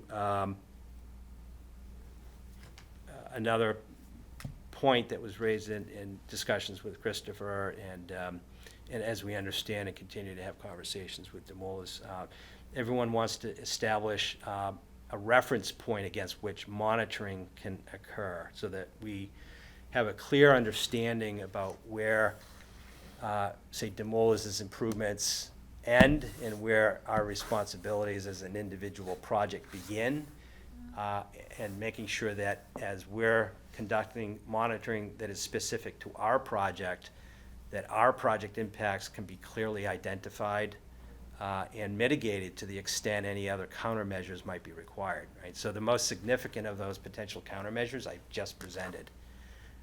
In the ordinary course, and we do many projects like this in the Commonwealth, in the ordinary course, we would begin with the notion of designing the physical layout of the driveway without any special additional controls, subject to monitoring. If illegal left turns were occurring, for instance, the first line of defense would be, okay, let's think about lane delineators. So we're being proactive in that regard. So the outcome of the monitoring, we're getting ahead of that a little bit. We're trying to be proactive on what is the most significant concern that's been raised to date, which is that left turn issue. But certainly through monitoring, which will extend for a 5-year period, it will look at all aspects of operation and safety of the driveways and the operation of the signal and how the site relates to that signal.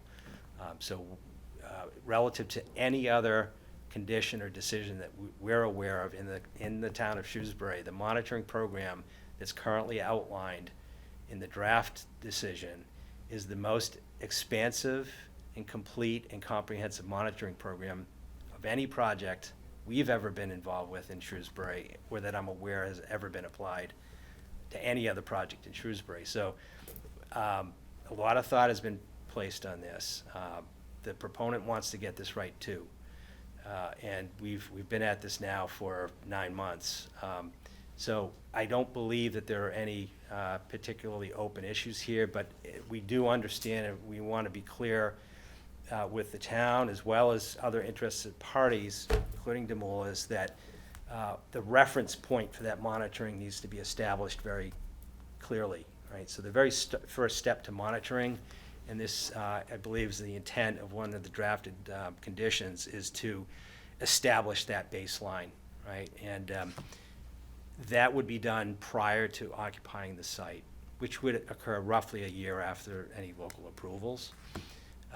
It gives a 1-year period for improvements that are the obligation of Demoulas to be implemented. We understand that the filing of the design that would allow that project to move forward is imminent and will be submitted shortly. So there's a 1-year timeline in which those improvements can be easily achieved. Assuming that's the case, then the baseline conditions are easily measured with the improvements in place, and then we measure our performance against that reality. That's where we are in transportation. We're confident that we've very comprehensively evaluated all access alternatives, that we have a belt and suspenders approach to identifying the impact of the project and ensuring in real time that it actually works the way that it is intended. The only other issue, and I know Phil Henry is on the call here, there is an adjustment to the site plan. There was a question that the board raised as it related to deliveries, loading. So there's been 2 changes to the plan that I think Phil can present. I'm going to stop sharing, Phil, so if you want to jump in. Sure. Good evening, board. Can everybody hear me? Yep. Yes. Yes. So I don't know if, Bob, if you can bring up the overall site plan? Yeah, Phil, I don't have the very latest one that you. Okay, let me so see if I can bring it up. Yeah, thank you. Appreciate it. Can everybody see this? Yep. Yep. So just very briefly, it looks like it was relayed to me through Bob's office that when Bob met with the town, there was some discussion about further progressing the loading or receiving area. And if you recall, last time we were in front of the board, we had indicated that we thought that this striping area would be suitable for a tractor trailer receiving area. And although we didn't hear any direct feedback or hesitation about that, it looks like through staff's office, they encouraged us to further evolve this idea. So what we had done, and I'm gonna zoom in here. Oops, maybe that's a little bit too far. We're identifying, and this is an overall site plan, so I'm zooming in here, but we've identified this area as what we're calling the primary receiving area, which will be a managed event. And what we mean by that is that these store operators will be out coning off the applicable area, and even if it means closing the drive-through, that will be done so. But we think that this area will be accessed via pre-store hours or after closing. But in any event, it will be a managed event. And we've also introduced crosswalks here, and we've also introduced a crosswalk here as well. We wanted it to, we introduced a crosswalk downstream of the order board because we thought folks that if the drive-through was open by any chance, they'd be coming to almost a complete stop at this area. So that's the primary access. But then in talking with Bob and his discussion with staff, we thought that a secondary access or a secondary loading area or receiving area would be appropriate. So we've identified these 6 spaces towards the front of the property that would also be a secondary receiving area for like daily deliveries or box truck events that will also be managed by store operators as well. So folks would pull in here and then load through the front of the store as well. Phil, is We that also- the hatched area that you're referencing? Excuse me? It is. It's the It's hatched the area. I hatched just, Yeah. I'm sorry. Yes, Okay. yeah, this hatched area. Sorry. We also contemplated for a moment, looking at spaces directly in front of the store. However, it's my understanding that discussions with Bob and Chris that perhaps these spaces won't be used as much. So despite the fact that it's obviously a longer run, that these spaces might be more accessible. And if they're done in a managed, safe event, that these would be more appropriate. Right, and through the chair, just to clarify, those 6 spaces that are shown in shaded format, when Phil mentions that they'll be managed, those will be coned off, and there'll be a scheduled delivery. And the scheduled delivery will be sensitive to the time of day that the delivery is made, so that those deliveries occur outside of the busiest hours of the day. That really is what we would call a secondary or an auxiliary area where, the bread truck or the cookie guy could park and wheel product into the store in a coherent way as part of a managed event. That's common to these types of sites. But as Phil had mentioned earlier, our belief and the management plan for this property will very much rely on that rear designated loading area, which is physically striped out, has good pedestrian accessibility to and from the building, will be operated when the drive-through is not operating, and to the extent a higher volume product that needs to be brought in, it would be specifically managed and scheduled accordingly. So that, that's our response to, the commentary that we had received from the board, and we think it's an appropriate and balanced approach to how loading activities would occur at the site. Okay. Phil, did you have anything else? No, I think in terms of our presentation, that would be it, unless you've got questions for us. Of course, we're happy to answer those. Sure. So, I guess I could start. In reviewing these items, I'm still struggling. I'm not fully convinced of internal and external circulation and its full ability to ensure vehicle and pedestrian safety. That's my biggest concern. Just looking at the site plan and seeing the number of arrows that are going back and forth across the site only indicates to me something that is confusing and creating a bit of a unsafe internal flow of traffic, and I just can't. I'm having a hard time trying to wrap my brain around it. I appreciate the idea with the loading area and kind of adding some of those things. I think the loading area was an afterthought of this design, and now we're trying to kind of make it a little bit better. And I do think the crosswalks certainly do make it better, but I'm still, again, concerned of putting in crosswalks across 2 lanes of a drive-through and expecting there not to be some type of, congestion there. I think, the work that you've done in terms of internally trying to make sure that traffic is flowing properly and trucks are not going out the wrong way. I understand the intended purposes of it. I just worry that trying to stop some of those unauthorized uses or movements is going to hinder the authorized movements within the site.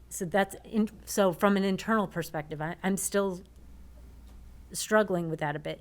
Externally, I appreciate the information that you've kind of outlined on Route 20. I think that that's important, but we don't have any jurisdiction on Route 20, right? We have the jurisdiction. Our concern should also be within Lake Street, and I'm still a bit concerned about the queuing on Lake Street, especially during some of those peak periods.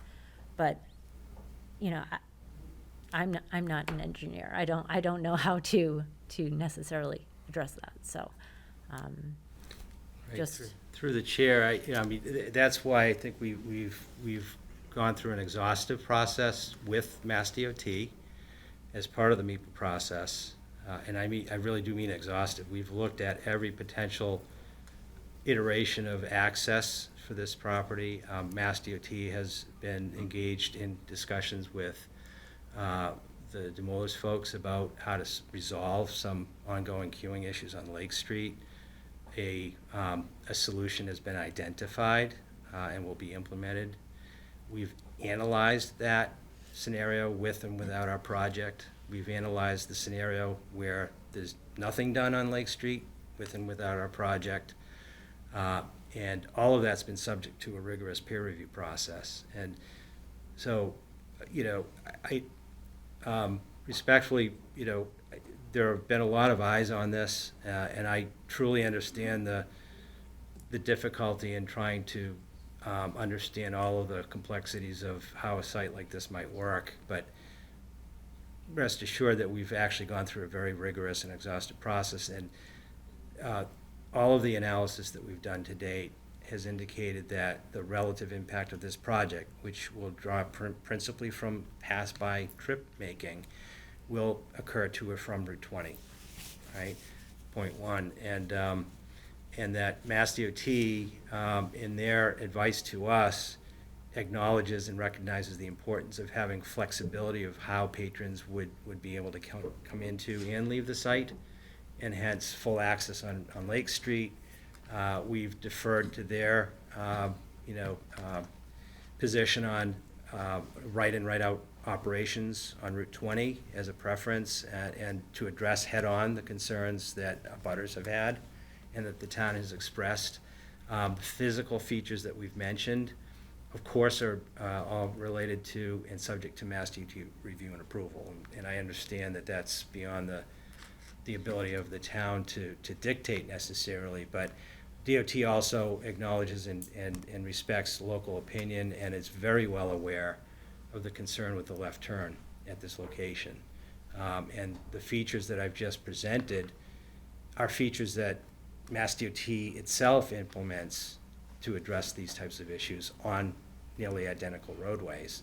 So I'm confident that through the access permit process, that DOT will make every effort and will in fact obligate us to implement controls that ensure that those illegal left turns don't happen. This site is not all that much different than other sites like at Suntec Boulevard. The elements of the site are not disparately different than operating sites that our firm has been involved with and permitted, and that have been in operation now for, almost 10 years. Due respect, Bob, that you're speaking about the gas station that's on the corner of 20 and Suntec Boulevard. Right. That doesn't have the high traffic uses that are being, it has a drive-through for a Dunkin' Donuts or whatever's there, the convenience store, and it has the gas station. It does not also include a significant sized car wash. It doesn't include, vacuum. Like those are all high, and it doesn't include the high capacity diesel fuel.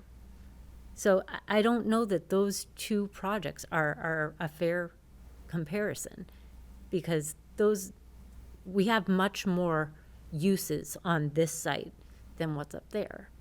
Right, and so we've endeavored to look at operating sites, one of which is actually operated by this proponent on Route 140 in West Boylston, that does have the high speed, that has all of these elements in it. And we know that in the case of the high-speed diesel element, that we're talking about a processing rate of 1 or 2 tractor trailers an hour. So while, there are a number of uses absolutely within the site, the level of traffic has been very carefully articulated and analyzed in our filings, all of which has been subject to very rigorous peer review and review by Mass DOT to date. And there's nothing in the analysis that would suggest that this project, given that range of uses and that orientation, is going to create an untenable problem on Route 20 or Lake Street. And I'll point back to the monitoring. We've got the most extensive and rigorous monitoring program that has ever been implemented for a project like this in Shrewsbury. So, I understand the concern, but I'm not sure how much more analysis we could possibly do and how many additional sets of eyes could possibly be placed on this to come up with a conclusion that says, gee, this isn't a good idea, because that hasn't happened. We have not received negative feedback from DOT. We have not received negative feedback from peer review. Our firm, as one consultant, has done literally dozens of projects in Shrewsbury that are much larger than this, that are also subject to monitoring after the fact, that work quite well. So my company's reputation depends on these functioning well, and I wouldn't say before this board or anyone else that I'm confident that this site can work well and not mean it. I defer to the board and any other things that the board thinks would be appropriate to consider for the site, but I think we've done a pretty exhaustive job, all of which is, again, subject to monitoring. If a problem happens, it's going to get solved. I don't believe a problem's going to happen. And I mean, I obviously am just one individual on the board, so, but I'd like to open it up to other members of the board to any questions, comments, I'm just curious, operationally, the lane delineations, those yellow bars, 2 o'clock in the morning, snowplow comes by. Mhm. Can they withstand that? They're easily replaced and maintained. They're meant to be flexible. The example that I showed on Route 114 has been in place over the winter. Of the 20 or so delineators that were in that example, one of them actually got hit by a plow, and it's a very easy item to maintain. That's the beauty of that system. They're meant to be flexible so that if a plow hits them, it doesn't damage the plow. Sure, it makes a loud noise, but they're easily replaced as part of a regular maintenance program. So, Thank you. I don't know if you'll have an answer for this, but you mentioned monitoring several times, and that's something that we want to see on most of these bigger projects, And I think Demolus was one of the first ones where the board came up with those kind of monitoring, traffic monitoring. Do you know if since Demolus started monitoring, if there have been any changes by Mass DOT that have already been implemented there in terms of either lighting or striping, whatever it is thus far? Right. If you don't know, that's fine, but yeah. No, I'm very familiar with that intersection. I still have family members that live in town here. I use it regularly. Those improvements are fairly new improvements, right? They're MassWorks funded improvements. There haven't been any changes to what was recently built there, but there's a clear acknowledgement that, with a very successful plaza across the street, that Lake Street is a primary means of getting to that location, right? It's not so much a morning issue, right? The mornings work quite well. It's the evenings and Saturday middays is when people want to go grocery shopping. The outcome of the monitoring that Demolus has conducted clearly indicated Lake Street became a primary way for folks to go there, right? So the volumes are much different than what all of the studies had suggested. And the outcome of that was a process in which countermeasures, mitigation was identified, and they looked at various options on how to do that and settled on restriping the lanes on Lake Street and rephasing the signal so that it works on a different separate phases for the side streets. The plaza goes, stops, and then Lake Street goes and stops, and then Route 20 proceeds.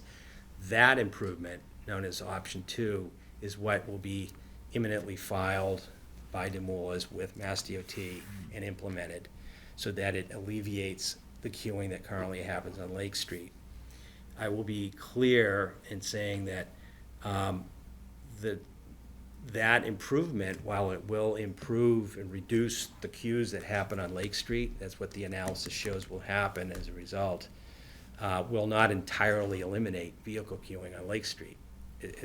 There's no improvement that has been identified or that's feasible, frankly, given the right-of-way constraints that exist on Lake Street to wholly address the queuing issue, right? But once that improvement is implemented, it will greatly improve the queuing during the evening and Saturday midday hours in particular. It will also improve things in the morning, but really the focal point is what happens at 5 o'clock at night, what happens at noon on a Saturday. The queues can be quite long, right? A lot of folks want to go to the Route 20 corridor during those hours.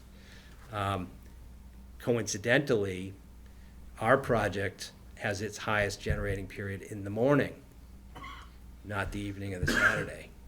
And so the pressures, the impact, which is still relatively small on Lake Street, we're not really relying heavily on Lake Street. It's 10% of our volume. In the morning, your turn onto Lake Street is really not impeded much at all, even today. That's where a higher percentage of our volume, up to about 70 left turns an hour or so, want to get back to Route 20. That can be easily accommodated. That's what our analysis shows. That's what Mass DOT reviewed. That will continue to be the case once the Demoulas improvements are in place. Weekday evening and Saturday middays, that left turn volume gets cut in half. It's about 30. It's a minute. It's a vehicle every couple of minutes. It's not a large number. And to the extent that there's any delay, a patron who really wants to go back to Demoulas to continue a trip, a linked trip, or they want to get back to Lake Street to go north, they simply use the Route 20 right turn, and they can get into the left turn lane to Demoulas. They can make a right turn onto Lake Street. They can go west. And technically, if they wanted to, they could do a U-turn at the signal. That's a legal allowed movement at that location. We don't believe it's a high volume turn. We don't believe it will materially increase based on the project. But we're saying that those 30 left turns an hour that we're predicting, which occur during those heavier periods of time, some portion of that will be destined to the Demoulas Plaza as a linked trip. It's just how these types of retail facilities relate to one another. And it's a low number to begin with. And there are options for folks to leave and use other options and driveways to get to where they need to go. So that's the flexibility that we've been discussing with DOT. That's the reason that DOT specifically asked us to look at, well, what about having one driveway on Route 20? How about two? How about no driveways on Lake Street? What do those look like? And we did all of that analysis through that MEPA process. And we all landed on what we have before us as the preferred alternative. So it's been very well vetted and thought out, and subject to peer review. Recognizing this is a public hearing, are there any members of the public wishing to speak on this item this evening? Yes, sir.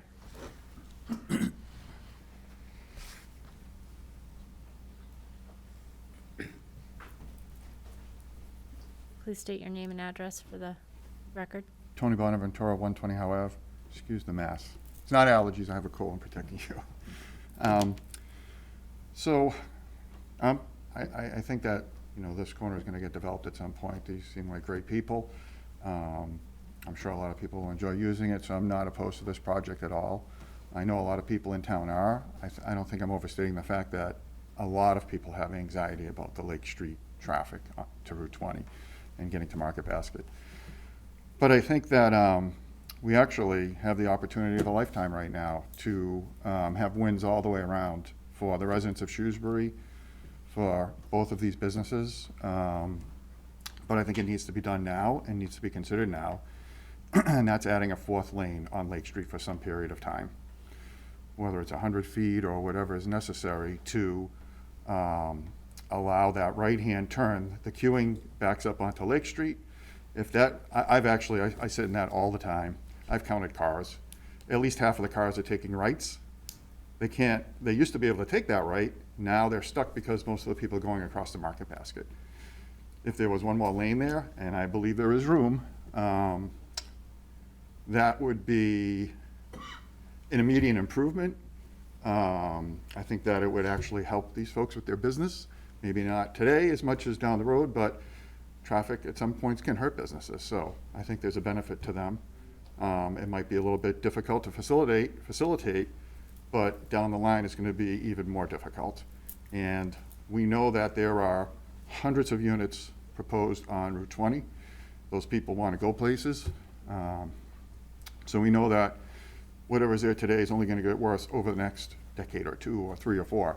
So I think now is the time before that gets overbuilt. If you actually, they don't have a diagram of that intersection, but if people can remember the old Lake Street Bridge, it used to be misaligned with Route 9. Right now, when you come out of Market Basket, if you look straight ahead, a small portion, you actually go into the land on that corner. So if most of that fourth lane was put on the proponent's land, it would actually be a straight shot. It would be very smooth. And then you would allow to make that right-hand turn lane. So I think 4 out of the 5 people that need to make that happen are right in this room, meaning Market Basket has concerns. These folks may have concerns. The planning board is obviously a part of that, and the residents are a part of that. And I think there are thousands and thousands of residents that would actually be excited about the fact that that intersection was moving smoothly, and would be, enthusiastic about patronizing both of these businesses. So whether the planning board has that opportunity or however it needs to be done, I think now is the time. I mean, they have a tool of eminent domain, but hopefully it can be worked out. I've kind of looked at their plan. It seems like they have a little bit of space there, whether it's all, I don't know what you need, 10 feet or whatever it is. If you need it on all from them, or maybe a foot or two would be a little bit more expensive to sneak off of the other side to increase that width. We know we're going to need it in the future. This is the perfect time to have that planned into this plan. While the land is there, I think they can do very small modifications across that entire length of frontage they have on Route 20, if they even need to move things a couple of feet down. So I would, ask the planning board to really try to facilitate that right now. This is what we're supposed to do. And I'm pretty certain that people in Shrewsbury, the residents of Shrewsbury, will be very excited about it. And I would hope that both of the businesses here would help facilitate that as much as possible. So the only other question I have is, do we know what the tax revenue is from their project? Do we have an estimate? The annual tax revenue? There was an impact. Yeah, I think we did the calculation in one of the, The fiscal impact analysis.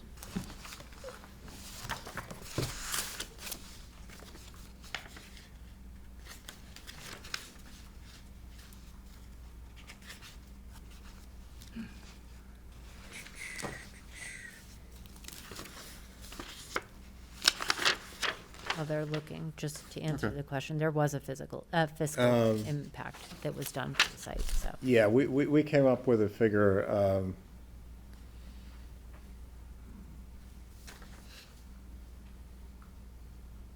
I think the current revenue for the town is $11,700.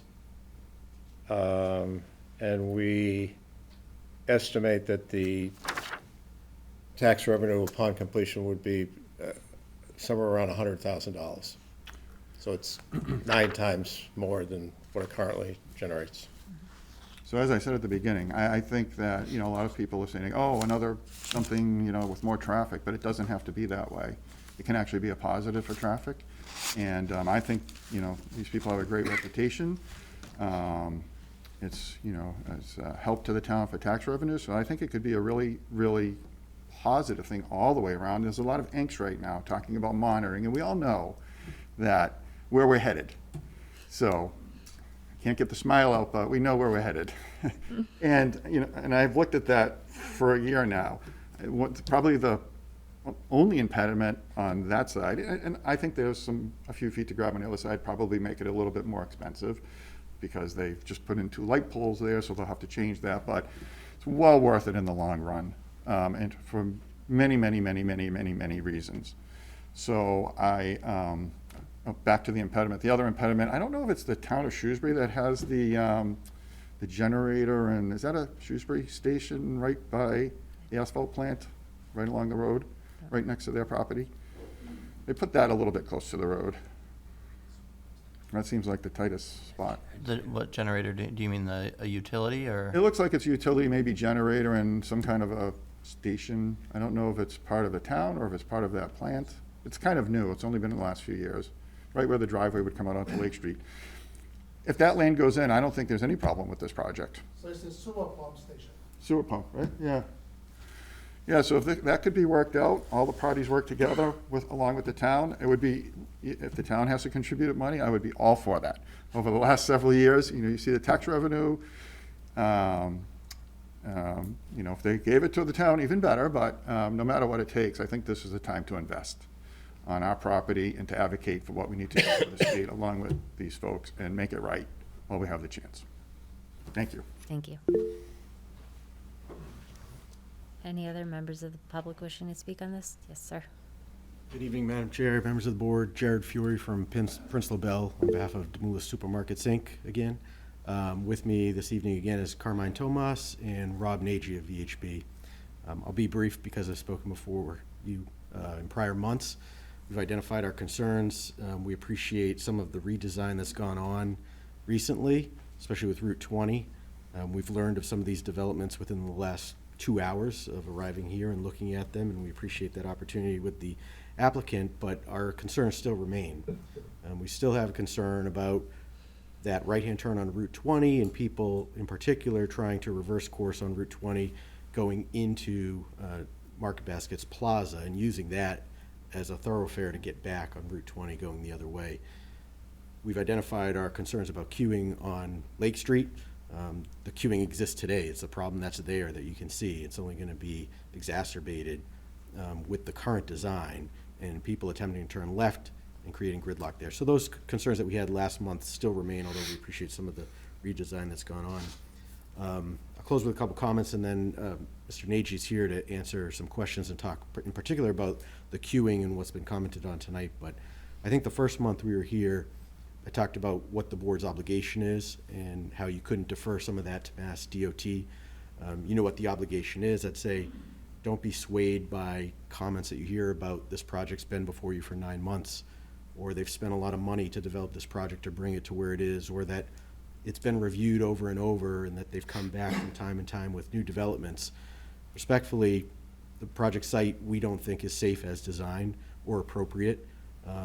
And doesn't meet the obligation that you need to find it as such, so don't be swayed by some of those comments. Mr. Nagy.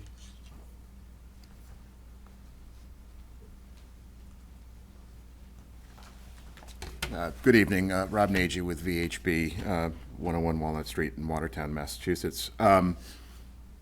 Focusing in a little bit on the Lake Street issue, and I echo Jared's comments about the advancement and the positivities that have come out of the Route 20 redesign there.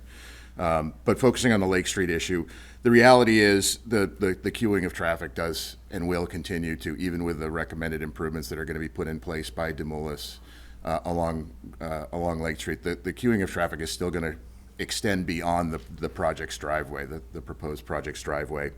And it's essentially going to create a situation where drivers who want to turn left out of that driveway need to either muscle their way into the queue or wait patiently for a break in the traffic to happen there. The challenge that exists is that queue, even with their own numbers, extends at least a car during even just average conditions past that driveway. During busier times, it's certainly going to continue to back up a little bit further beyond that. So there's going to be a challenge there no matter what happens with the redesign that is being proposed and the conflict that's going to happen with their driveway at that location. So from that perspective, we continue to echo concerns about how that's going to operate.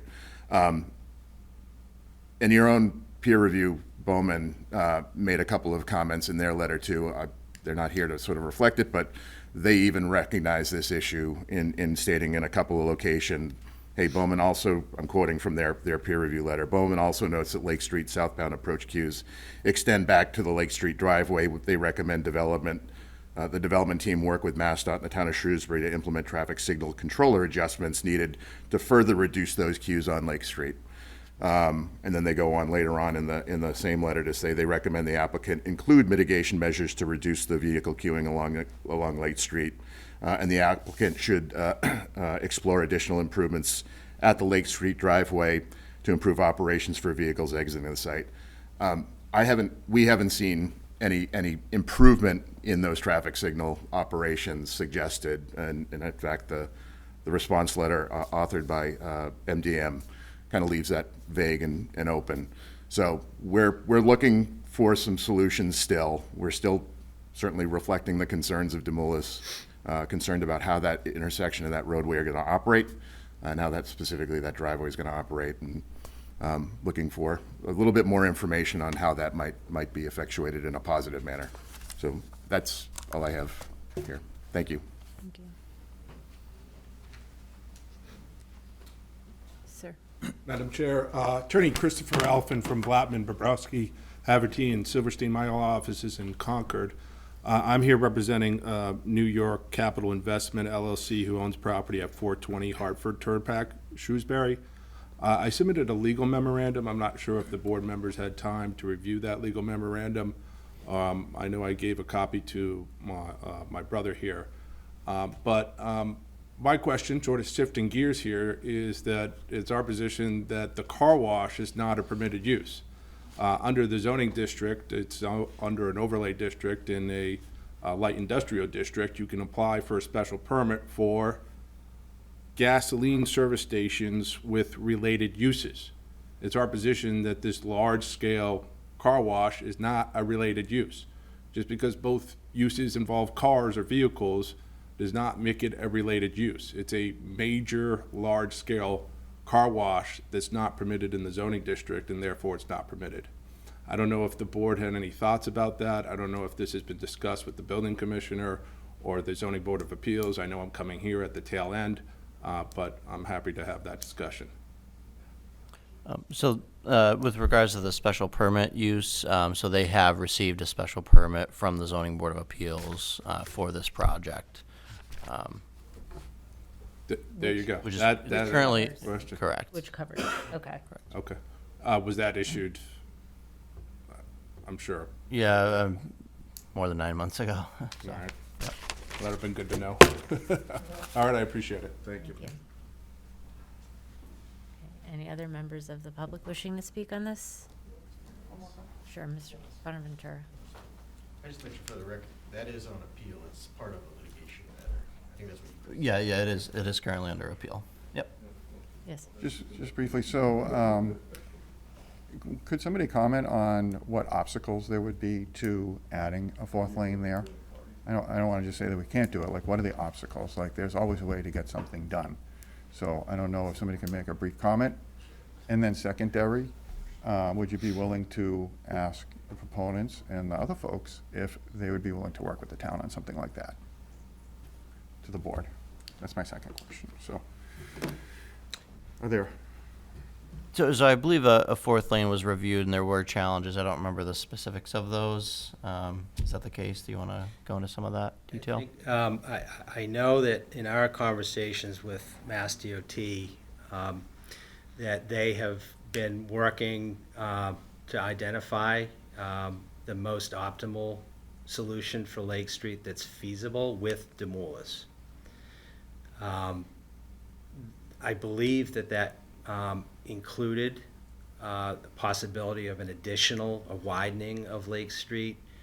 The challenges, as I see them, and I was not party to those conversations, is that there are right-of-way constraints that not only are driven by our property, but the bus property across the street, the aggregate industries property just to the north of us, and that, you know, in the design of roadway widening, you need more than a couple hundred feet of lane for it to make a difference. You really need to have hundreds and hundreds of feet of additional lane capacity for that to be able to function properly. So the principal constraint, as I understand it, based on my knowledge of Lake Street, is principally land-driven and constraint-driven. And, you know, the layout of our site, you know, does not necessarily preclude that widening from happening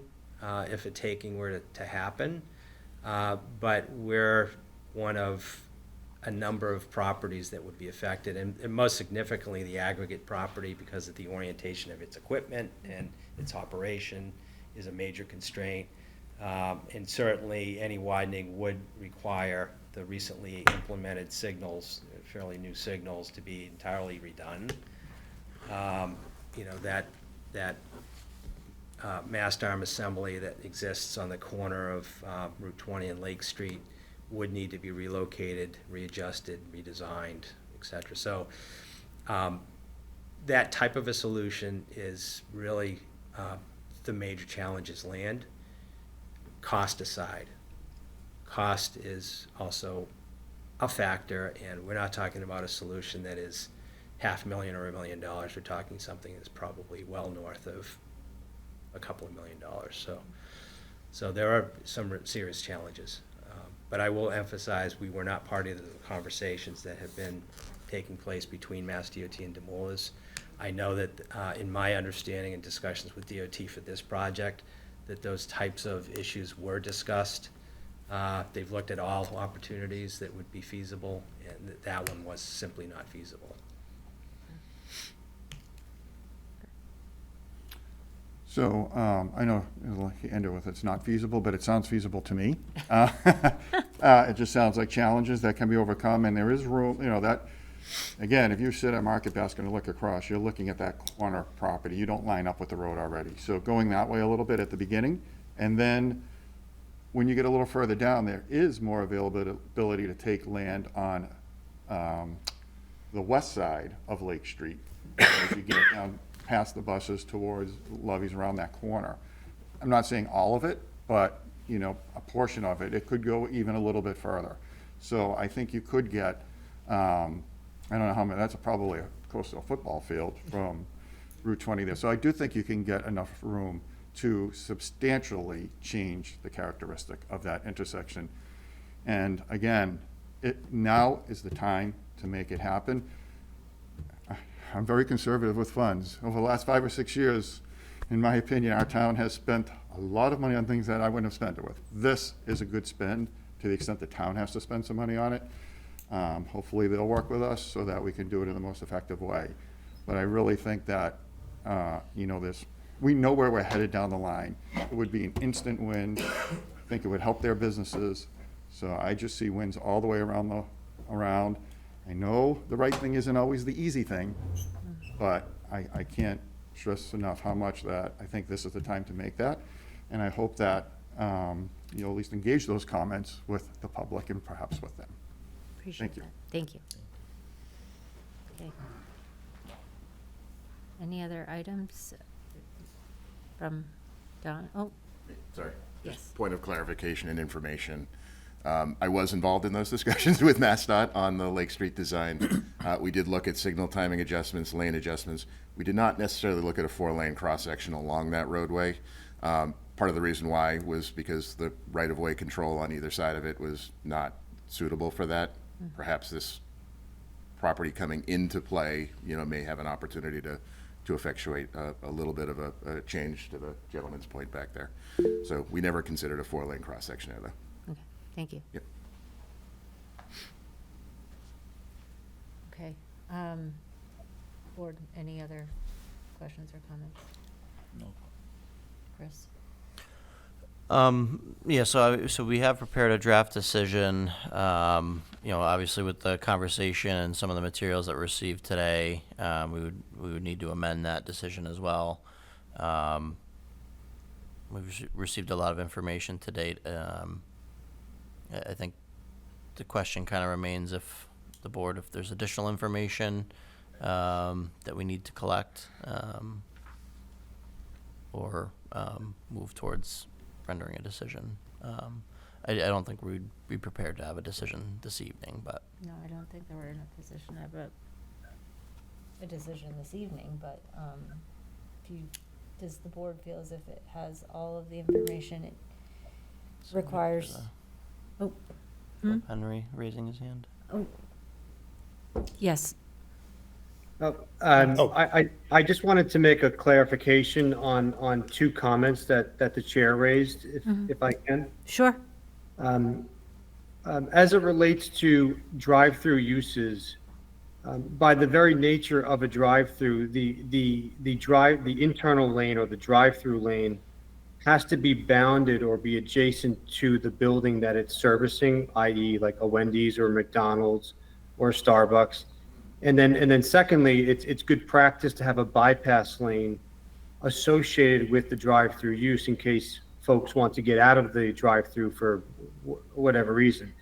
So by the very nature of having a drive-through use, you're going to have two lanes of, I'll call it traffic or driveway that is bounded around at least three sides of the building. And then usually the fourth side or the front side of the building is bounded by parking spaces. So with respect to the loading area, every drive-through use that is sort of well-designed or designed out of necessity is going to have a loading area that is I'll use the word forced to traverse over one or two lanes, very similar to the Starbucks right across the street, which has a much smaller loading area, but will probably have a larger queue lane than this project. So I guess I just wanted to drive the point home that by the very nature of a drive-through use, you're going to have loading that is crossing two lanes. So if there's an obstacle or like some not liking of crossing the two drive-through lanes, every use in town would also have that. And then secondly, as it relates to the multiple uses on property, yes, there are definitely multiple uses on property, including the wash station, but that car wash dumps into, or I'll say, dumps into or discharges into an internal drive aisle that traverses from Lake Street all the way in front of the gas station and then obviously onto Route 20. So it's not like the car wash dumps into a pump island or the convenience store itself. So I guess we just wanted to drive the point home that there was actually thought that was involved in the layout such that despite the multiple uses, we wanted to make sure that they were separate from a site circulation standpoint, not only from a vehicular standpoint, but also from a pedestrian standpoint. So again, I just wanted to provide that articulation for the board as they contemplate this project. Thank you. Appreciate that. Thank you. If I could, just to follow up on that as well, if that is really an issue that you're conflicted about in terms of the delivery, we're talking about managed events, and we were showing the location in front, but it's the one closer to Route 20. We could move that to the front of the building too. I mean, the expectation is that the deliveries they don't happen in the middle of the day. They happen, Sure. early or late. So certainly we could, if we needed to, and it's going to be a managed situation where it would be a temporary delivery scheduled that we could block off a section directly in front of the door and make that delivery in that location, if that's something which would, address your concern with respect to the issue with the delivery and having to cross, the drive aisles for the coffee pickup. I mean, I appreciate that, and I understand that. I think that can certainly be a condition that we can talk about as part of any decision being made. I mean, I'm also kind of the mindset, best laid plans.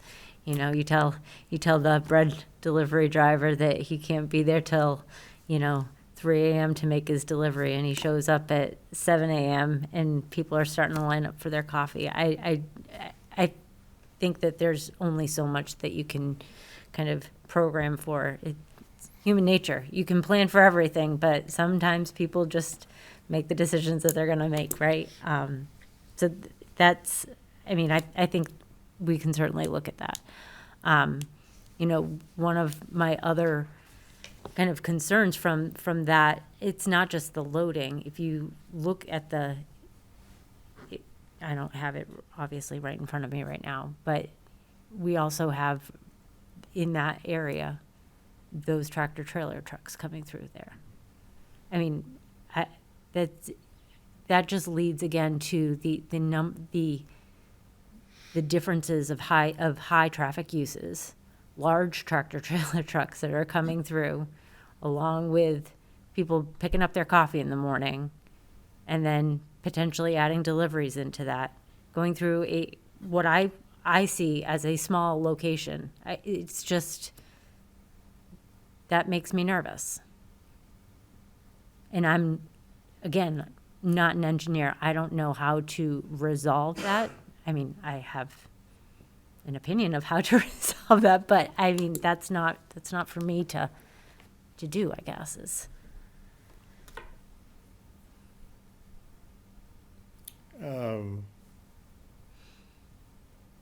Can you identify anything else that you would want to see from us, that other than, that might help you get comfortable with the proposal? I'm just saying, do you need it? I think to the point that we've heard here this evening, this has been looked at. The analysis has been done. No, I'm not disputing that. I think, there's one person can do their analysis and the other person can do their analysis, and they're looking at it from two separate sides. They're going to come to two separate conclusions sometimes. There might be some overlap. I do think, I think we have the information that we need, and we just now need to kind of look and see how that plays into what conditions could be put on the project, I suppose. Yeah, and the only thing, and of course you, understood it, just in terms of the, I think we've satisfied whatever issues were raised on the peer review, and, I think if they felt that from a design standpoint that, what we were proposing, there were issues with it or problems with it, it wasn't expressed in their comments or in terms coming back to the board. So there is, there's a variety of uses that are going to take place in this location, but we feel that we've got it covered in terms of the way, based on the design that's provided, and the town's independent review basically hasn't taken issue, with what we're proposing. Mm-hmm. But if you think of anything that you want us to try and provide, I mean, please let us know so that we can try certainly. and help. Certainly. Okay. So, I guess with that, Chris, what are our options? Is it to keep this open? So there's, I always encourage the flexibility of leaving the public hearing open allows us to collect information. However, to the point of the discussion, I think we have collected a significant amount of information, and we have a very detailed draft decision created, which will need some adjustment, but it's, I think, pretty comprehensive at this stage. I think the challenge, so it is kind of a closing, if the board looks to close the public hearing, it is kind of a point of no return, that it does end all new information. So, if that one item comes in of, we've designed a fourth lane and it completely works, the board can't take that into consideration. So, I think it is between the board and the applicant if there's a willingness to keep that open flexibility. I think we are at a stage, we made significant progress, I think, with the draft decision and discussions to date. And I think, there's very minor adjustments that I think we can be at a point where the board would be in a good position to deliberate, but it's up to the board and the applicant to decide if we should continue with the hearing or end and move to deliberation. Thoughts? I think what Chris said, that, there may be some additional things coming in. Maybe we should give it one more month and then close it. Would the applicant be willing to keep this open for another month as we, in the event that I come up with some other question that Yes, I have? no. Give it to you, I but mean, all if you're not, if while you feel that working you're still not towards. sure, then absolutely, we'll keep it open. Okay. Is that acceptable to the board? Yep. And you're good with that? Yes. And just a question, there's another, are you missing a member tonight, or is? No, so this is site plan only, so Okay. the three members. All right. Yeah. Oh, that's the special permit? Special site permit plan. would be four, Yes, yeah. okay, fine. All right, so with that, can I get a motion to continue this hearing? I move that the proposed gas station site plan approval Lake 20 LLC be continued to next public meeting on June 5th, 2025. Is there a second? All in favor? Aye. Okay, great, thank you. Thank you. Thank you.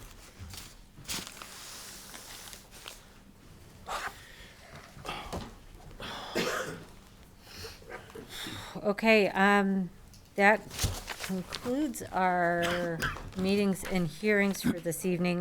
Next, we do have some new business for this evening. First is to discuss the Community Preservation Committee's Community Needs Collection Worksheet.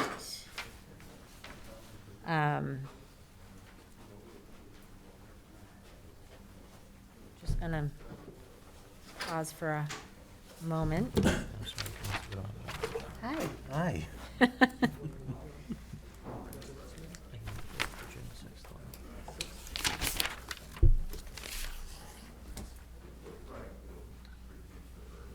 See, community preservation? Sorry. Nope, that's okay. Yeah, so the community preservation, this is part of CPC's annual needs collection. What they do is they collect this information based on their plan criteria and the projects that they undertake. They ask it of all of their kind of participatory boards, as well as hold a public forum, which they recently did. This feeds into their annual update of the plan and any recommendations. So I believe the worksheet was provided. It goes over their kind of jurisdiction areas and looks for us to identify assets that we have related to those, and also potential needs or projects that they may want to consider. So I'm happy to kind of go through those together. It's, the historic district or historic resources, the open space and recreation resources, and then affordable housing are their three kind of distinct areas of focus. So happy to collect any comments from the board and report back to them accordingly. If we have comments tonight, happy to collect them. I'm happy to also, if you want to send them individually between now and, let's say, 2 weeks, so I can make sure that I get it to them before their next meeting. Monday. Is Monday? Coming Monday? Yeah. Yes, it is. So I'm on that committee. that's right. So it is kind of the last So if we got between your now and comments, Monday. if we got your comments by tomorrow, would that be? That would be helpful. Acceptable? Okay. That would be helpful. I don't think we'll have much money to distribute. Right, for the needs, right? Aren't we? Well, so yeah, we'll have our the annual It's approved by revenues. and- Town meeting. Yeah. So,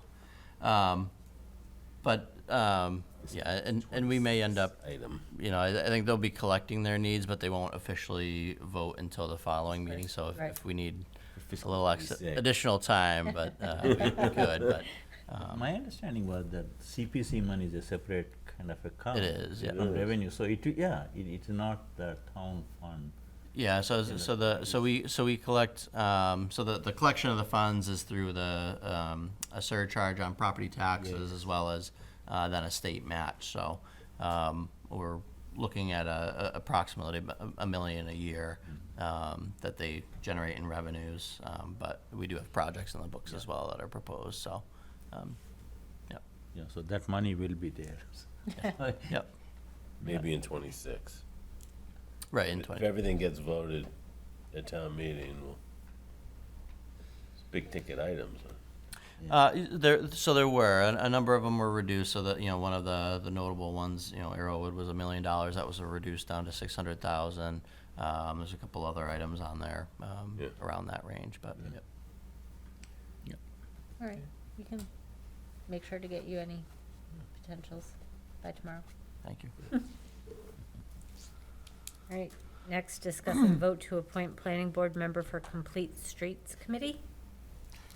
So this is another fun one.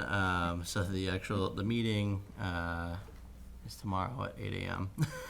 So I'd be willing to give the member appointed a pass given the hour this evening on tomorrow's meeting, but we do need to appoint a member to represent the board on that.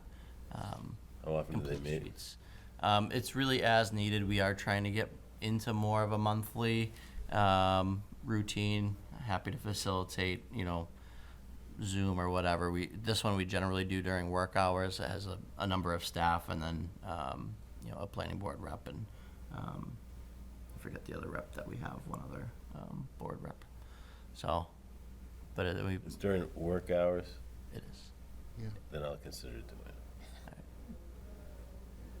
I'll do it. Good. Thank you. Because I think I'm cycling off of CPC, right? I haven't told anyone yet, but I don't think I can do it. Can I do it? Can I do it for more than? Yeah, you can. whether you want is a different thing. But, yeah. Yeah. All right, well, I gotta think about that. All right, well, Steve already just yeah. I just think Complete suggested that Streets. he I do feel it, bad because I'm so. sitting out in the hallway most of the time. So. Can we get a second on that? Yeah, let's do that quick before he changes Yeah. his mind. All right, Steve, thank you. I guess we have to take a vote so is there a motion to appoint Steve as the member of the planning board to the Complete Streets Committee? I make that motion. Is there a second?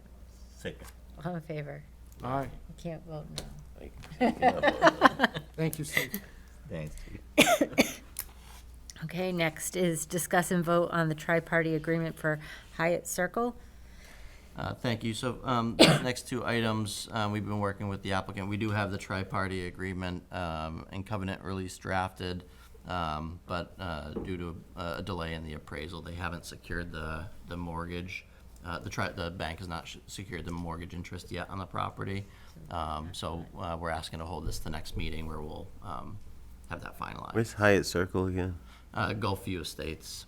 So that's up off of, not really off of Memorial Drive, but kind of up by the Boylston line. Yeah. Like one Gulfview parking Estates. lot. It was a while. It was approved a while back. I think it was 2017. I can pull up the. I don't remember. All right, so can I get a motion to just, or do we? Nothing to need do. We don't need to. No, I would ask that we just hold it. All right, hold it we'll for just the- hold it. Yep. Next is discuss and vote on bond issuance for 299 Hartford Turnpike. Yep. So we have the bond issuance drafted for this project, 299 Hartford Turnpike, in the amount of $4,303.80, with a 2.5 year date for the bond for completion of the project. This is for the restaurant site development, the pizza shop in front Yep. of the. Okay. This is for Golden Pizza. Correct. Any questions or concerns from the board on this? Can I get a motion to issue the bond for 299 Hartford Turnpike? I move that we issue the bond for 290 Hartford Turnpike, 299 Hartford Turnpike. Is there a second? Second. All in favor? Aye. Favor, aye. Okay. Next is discuss and vote on bond issuance for 6 Maple Ave.